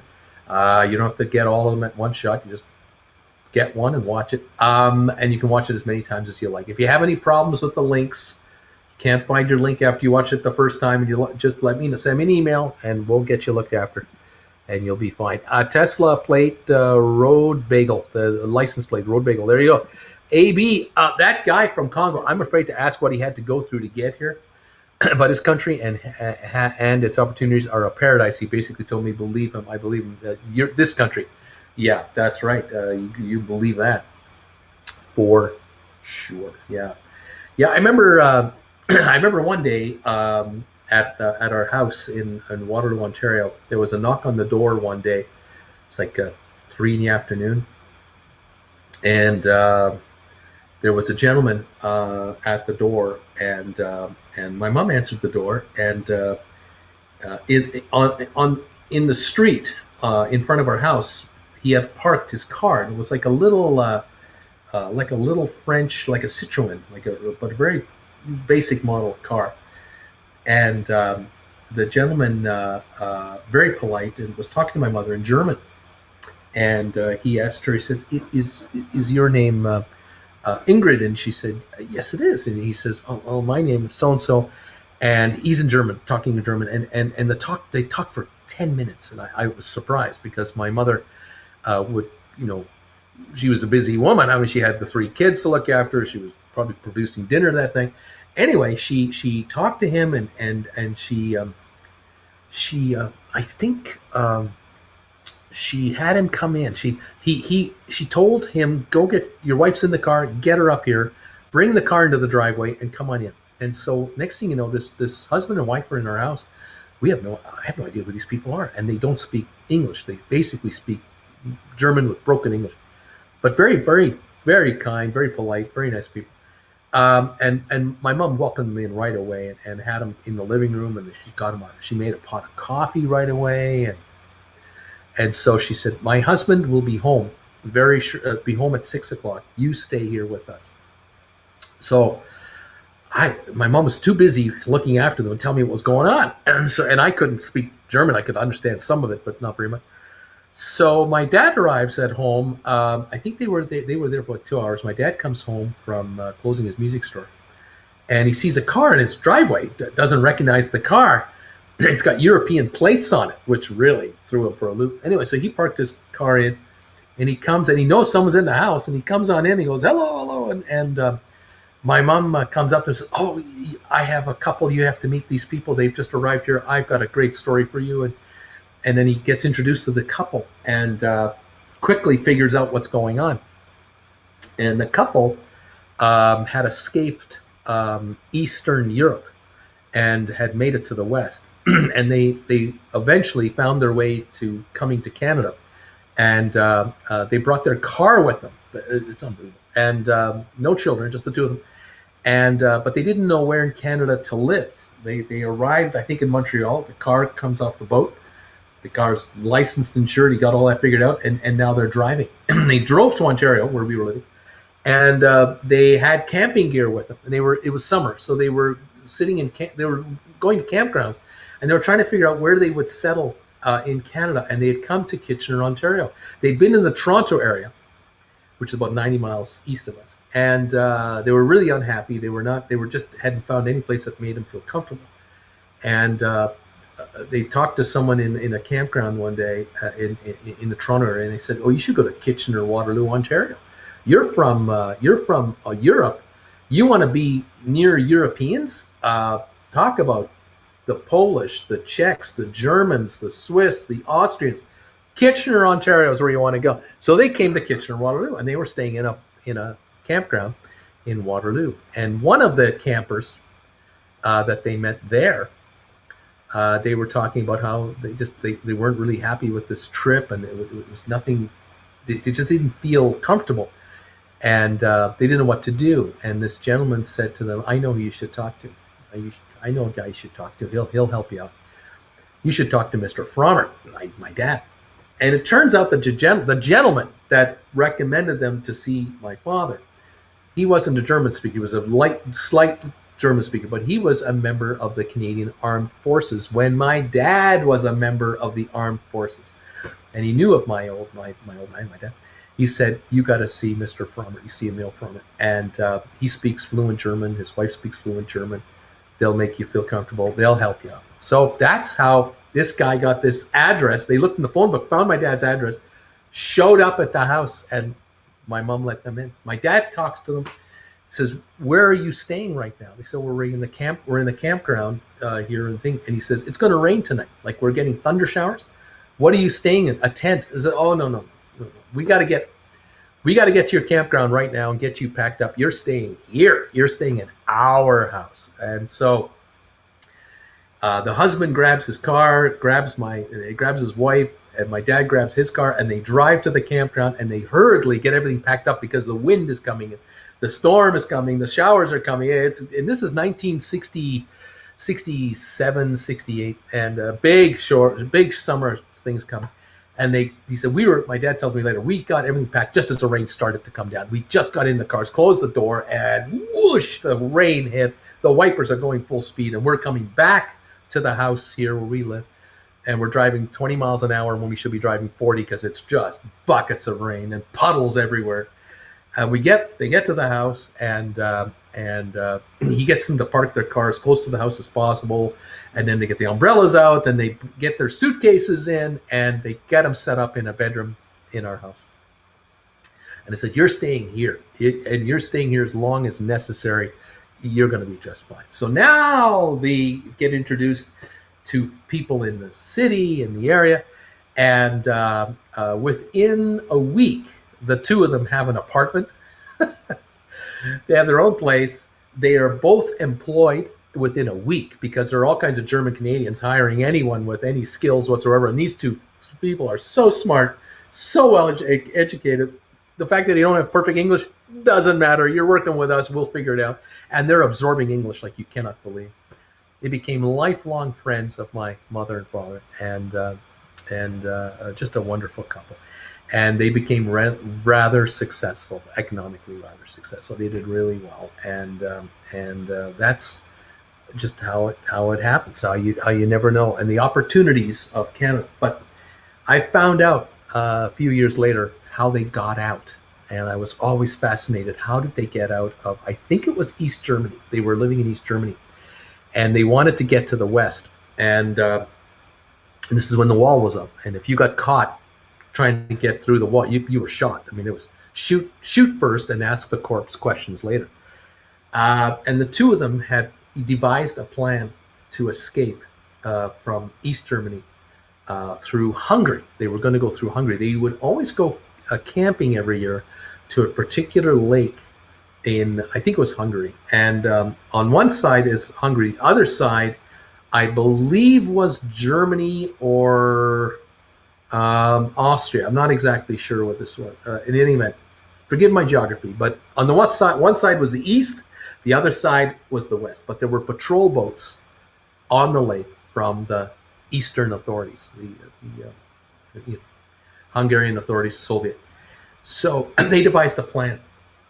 And the plan was that they would take their 2-week holiday like they always took their holiday, and they would go to their favorite campground, which they always went to every year, so no one had any suspicions that they would ever try to leave. And they had built a sailboat. They had built a little sailboat, kind of like a, I'm not sure how to describe it, but I can tell you that what they had was a boat on top of their car, and they had paddles, and they had rudder, and I'm not sure if it was a sailboat exactly, but in any event, it was something where they practiced in their apartment during the year. They would have this, might have been like a 2-person kayak or something like that. I'm not exactly sure what it was, in their apartment. And the guys was that they had it in their apartment because they were always working on it. They were always putting lacquer on it to keep it waterproof and stuff. But what they were actually doing is they were able to assemble and disassemble this entire rig to be an escape vehicle. Because the plan was that in the middle of the night, they were going to go down to the water's edge when there was no moon and it was pitch dark. There were no lights anywhere. And they would assemble this unit. They could do it blindfolded. And they would assemble the unit in dark, synchronized. And they would then get it into the water, be in the water, and shove off, and then paddle across in the dead of night to the other side. And there was only 1 or 2 nights a year during their vacation they could do this because of the moon's phases. And they knew exactly what the moon phases were each year, so they booked their holiday right around this time. So the moment came, the holiday time came that they were going to do this. They packed everything up and put in their car as if they were going on a 2-week holiday. They left everything at home as if they were coming back.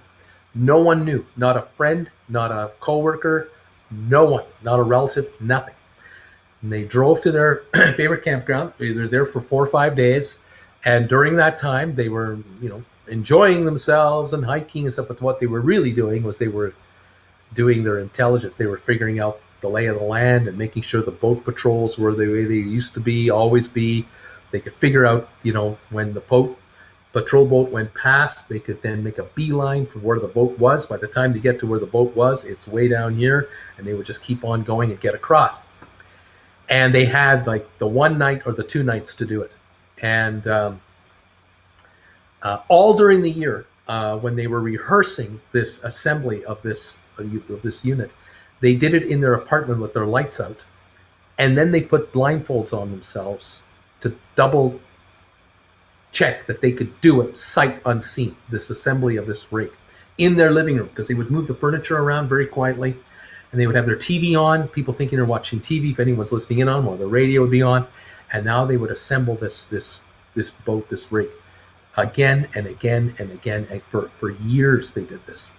Finally, they got it down to a perfection. So now the night came, the night came to escape. And they were camping, of course, in an area where they weren't near any other campers, because this is kind of a remote nature reserve. And they brought their boat down to the water's edge, and they got down to just inside the trees to head for the beach to do the assembly. And the patrol boat was in the wrong area. It had changed its pattern, and they couldn't go. So they returned back to their tent and spent the night, and then the next night they had the second night to make it, and went out again, and there was another glitch, another foul up, and they couldn't do it. And so they had to go back to their tent, finish their holiday, return back home where they lived for a year, and go back to work, and just as if nothing had happened, because they had planned it in such a way that they left like they were coming back, and they were back, and nobody knew the wiser. But they had to wait a year until the next summer, and then the next summer they were ready. And the whole time, constantly practicing this whole thing, they were ready, and they went out again. And the second year, the one night, it worked out that they were able to get to the beach. They were able to assemble the boat, their little vessel, get the handles all done with their paddles. And their paddles were all assembled. I don't know how they did it. And then out they went, and they started paddling. And if they got caught, they were arrested. And if they were arrested, they'd be jailed for a long, long time. And they would never have any kind of unsupervised anything ever again. And they were in their, they were 23, 24 years old, 25 maybe. And so they knew it was a one-shot. They either made it or they didn't. And they made it. They got across the other side. They got the boat out of the water. They were walking along a country road, and the next morning was sunrise coming up, and they came across a person in a farmer's field or whatever it was, and they asked him, "Where are we?" And they said, "Oh, you're in the town of such and such." Where are we? What country are we in? What country are you in? Well, you're in Austria or whatever it was. You're in Germany or West Germany, whatever it was. Oh, good. And they said, "Oh, are you from the East?" "Yes, we are." "Oh, come on, I know where to take you." And so they got him into town, and they immediately were given passports, because if you escaped from Eastern Europe and made it to the West, especially West Germany, you were automatically given a passport, a visa, national. You had instant West German citizenship. You had all the benefits, and now you were given assistance. And so they had a place to live. They had everything. Welfare until you get a job, which took a week, and now you're working and everything else. So now they were in the West, and then they saved enough money to come to North America, because they felt that the future for them was to get out of Europe and to come to the promised land, which was North America. It was either Canada or the United States. And they probably applied to come into either country at the same time, and Canada gave them the green light first. And that's how they got there. And they ended up meeting my mom and dad, of all people they would meet, because there were no consular services from Government of Canada to really help them out. You're on your own kind of thing. They had no relatives, no friends, nobody here that they knew. And so when they arrived, they got directed to my mom and dad by the fluke of flukes, and they made it. And there you go. So this comment right here, lifelong friends, this comment right here just takes me back to that moment in time and how they got out, how it took 2 years to do it. I cannot believe the disappointment they must have faced, the crushing disappointment on that first trip to try to get out, and it didn't happen, and they had to pretend like everything was fine, like nothing was different. How they did that, I don't. It must have been sheer terror of getting caught, is how they did it. Anyway, there you are. Hope you don't mind that story. Welcome everybody to the show and the channel here. We're a little over my time here. Clay, with long-term ATIP calls, i.e. January, what would a good price target be to sell close to calls? ATIP is 4 and 5. Sell close to the calls. Price target to sell to close the calls. Well, if you're a buyer of call contracts, you're looking for the stock to reach $7 to $10 at least before you're thinking of selling. If I'm reading this right, I hope that's right. And let's see what else is going on. Yeah, that's right. Hey, welcome. Yeah, at the time, the U.S. Army used to have a quick path to citizenship if you were able to keep your head down long enough to get a green card and join. I think they got rid of that program, though. I believe you're right. You ever been to Stratford for a play? No. Bingham Park? Yes. I roller skated there. Did you guys keep in touch with them? My mom and dad for the rest of their lives, yeah. They were not camping in Bingham Park. I think they were camping in Victoria Park in Waterloo, Ontario, which I'm not sure you can do that anymore. T. Well, he turned 66 almost 6 days ago. I'm aging quickly. You must have served honorably in the U.S. Armed Forces at least 1 year. Still exists, apparently. Okay, this is a movie.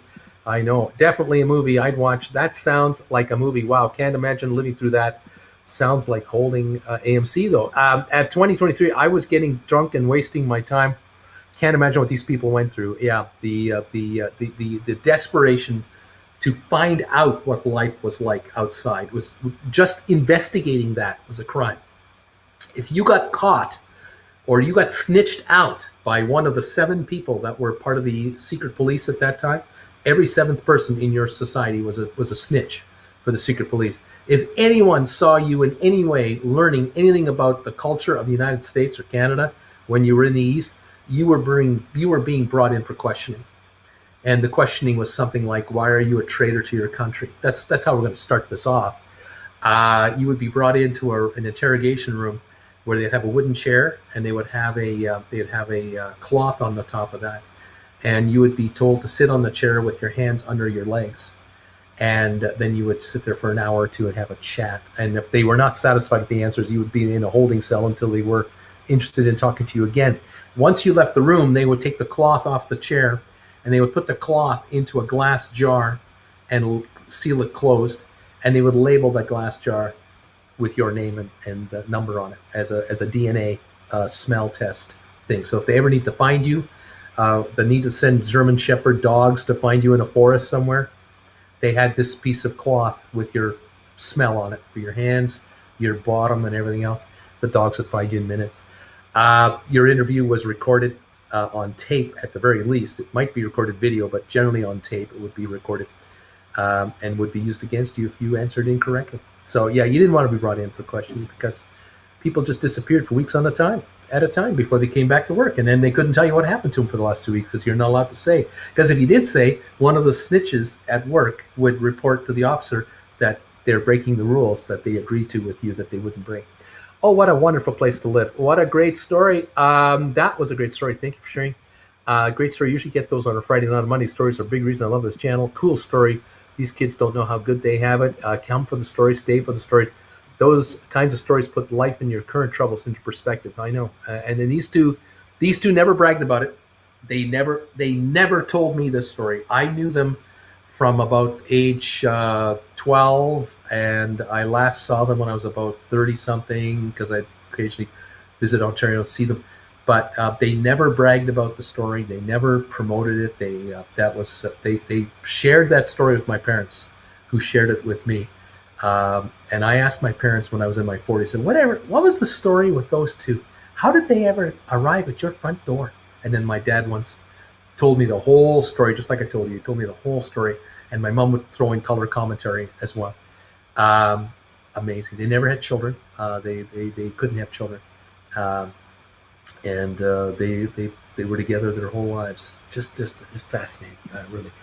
Thanks for the story. It was great. Did you ever see Hedwig and the Angry Inch? No idea. And yet people still support COVID passports. I was 9 when Ceausescu was taken down to Romania.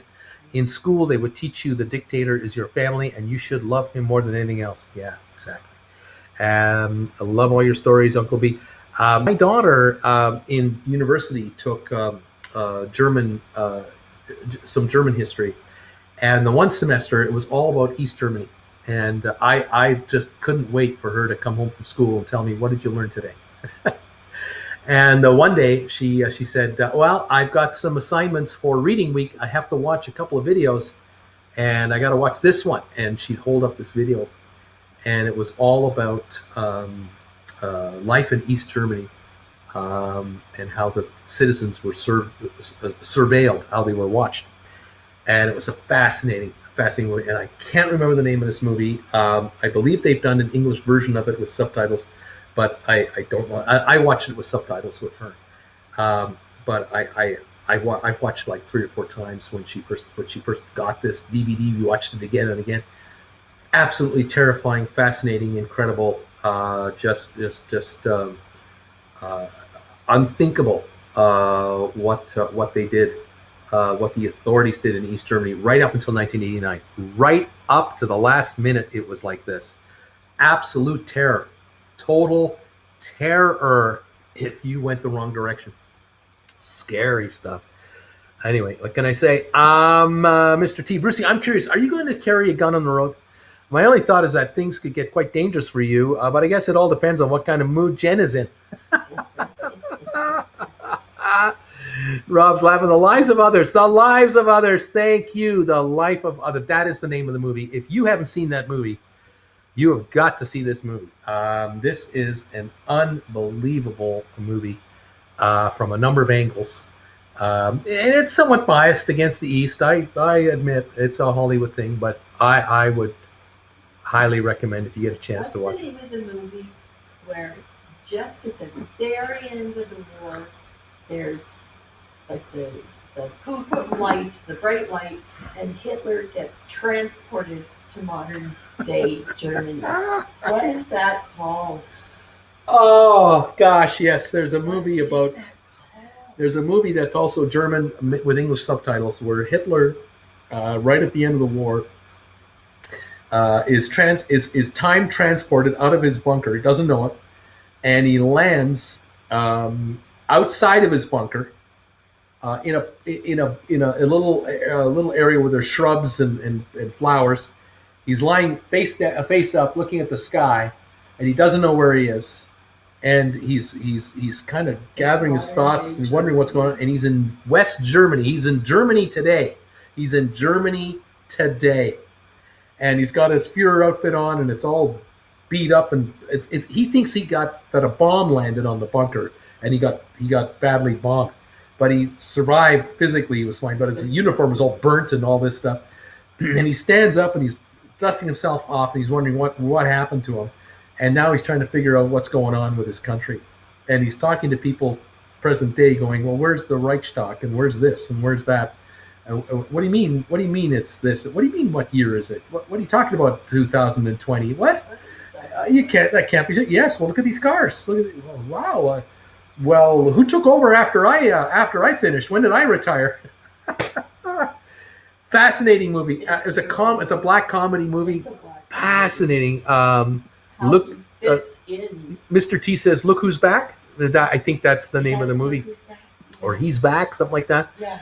Fascinating movie too. Really funny. Very interesting. I've been to Eastern Europe a few times over the past few years. Says Pete, you can still feel the hangover from the bad times. Yeah. People don't talk on public transport, for example. They keep to themselves. Yes, look who's back. Look who's back. Exactly. Leprechaun in the Hood. Very good. What was the movie called where the son makes his old mom believes East Germany still exists after the fall? Yes, because the kids pretend to do a newscast. They got the news. They're doing they make a fake newspaper for her, and they do a fake newscast, and then they tape it, and they let her watch the news on tape because they say the antenna is broken or something like that. And she believes, these kids, that East Germany is still alive today, and it's all great. And they're doing all these propaganda stories about how wonderful everything is. I can't remember the name of that movie either. Pete, there remains a real fear for speaking out, even standing out as an individual. Yeah. Shady's back, says Anti-PC. Do yourself a favor and check out one of the best shows of the last decade, Deutschland 83, a great spy thriller. Deutschland 83. Some of these sound fantastic. When I got to Germany, I was on my own for 2 weeks in Berlin in my daughter's apartment at that time. I went one day for the whole day to the Stasi Museum, the actual headquarters of the secret police, which is now a public accessible museum. And I was there for 6 hours and went through. You have one of those giant brick cell phone things. You listen to it. It's an audio tour. You gotta do it. You cannot believe it. It's incredible. And this is right up to, they preserved everything the way it was when the wall came down. The activists, the German activists, West German activists, they ran and drove straight to the Stasi. And the Stasi boys were trying to burn everything, and they put out the fires, and they got those guys out of there, and they took it over. And the West German government immediately surrounded it with police to preserve it. And now they've been trying to reassemble the files that were shredded. They've been painstakingly reassembling shredded files, although only a few percentages of them were ever destroyed. Most files were kept. And any citizen of East or West Germany that would like to see the file on themselves or their family members can do so at no charge. The German government has preserved everything. And West Germans had no idea that they were 50 miles away from the East German border, and they were, doing whatever they were doing, real estate agent doing whatever. Even they were being surveilled by East German authorities, even though they were living in the West, because they had all the East German spies in West Germany as well, and they had people paying them off. They had spies in West Germany spying on West Germans for the East German government, because someday the final solution will be East Germany will take over West Germany, and it'll all be one unified country again, and it'll be a glorious time when East Germany becomes Germany unified, and the secret police will run everything. And the West Germans had no idea that they were all being set up for the day where their country would be taken over by the Russians with one big tank swoop. We'll take it all over, and now all West Germans are East Germans, and it's all Germany. And now they can completely educate the entire country to be socialist German first. They were convinced they were going to win, convinced it was going to happen. Thankfully, it went the other way around. Unbelievable. The files that some people have, they get presented with the surveillance files, and it's books, like it's binders 2 feet tall of their lives and their friends and their relatives and the affairs that they've had, or the dalliances, or divorce, or what their wives were cheating on them and they didn't know. The East Germans knew. On and on. I mean, it was scary, shocking, scary. Multiply that by 10 with China. Multiply that by 10 with the mob over there. That's what's going on with all the modern day surveillance techniques.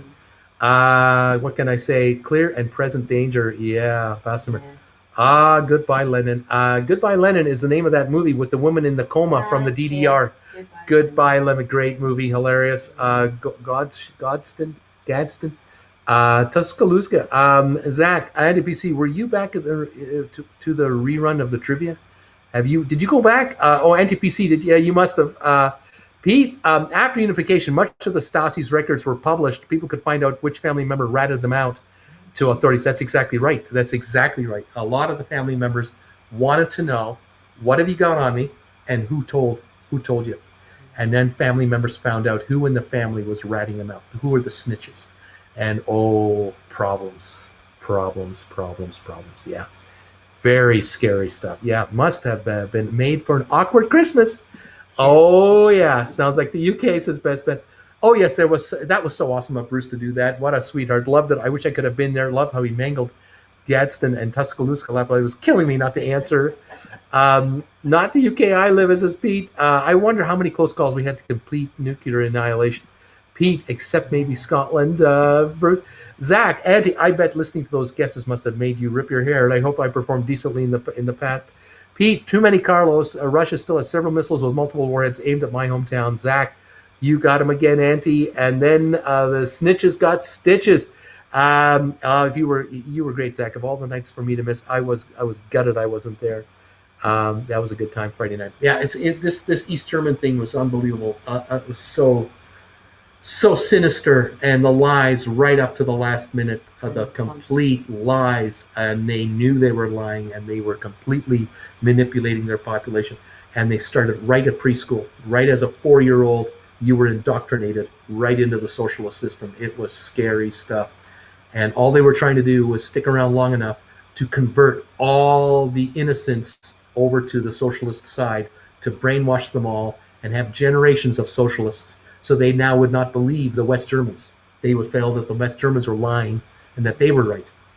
AKA China. That's what they're doing. Oh, so much fun. Pete, check out this guy, Stanislav Ivanovich Petrov. There's a name. What can I say? Anyway, yeah, the West German wall, the wall coming down was unbelievable. That changed and opened up a lot of sore wounds. It really revealed a lot of stuff. What can I say? Those were unbelievable times. Yeah. Folks, I've been on 3 hours, 20 minutes. I got to say goodbye. I got to get some rest here. We're going to be back on when I get back later today, 3 o'clock Eastern. I got 3 more shows to do today. Rocket Lab is at $14.75, up 70 cents. It's hanging in there. SoFi at $17.20, still down 44. I'd like to see that pop up. GameStop at $190.50, up 5.34. Matterport still down 50 cents at $21.77. It's trying. ME still at $8.86. Come on, ME, you can turn it around. SmartRent down 9. Spire up 34 to $14.19. ATIP up 13.9 cents to $3.90. Sextera down 18 cents to $9.05. AMC down 2 cents to $39.99.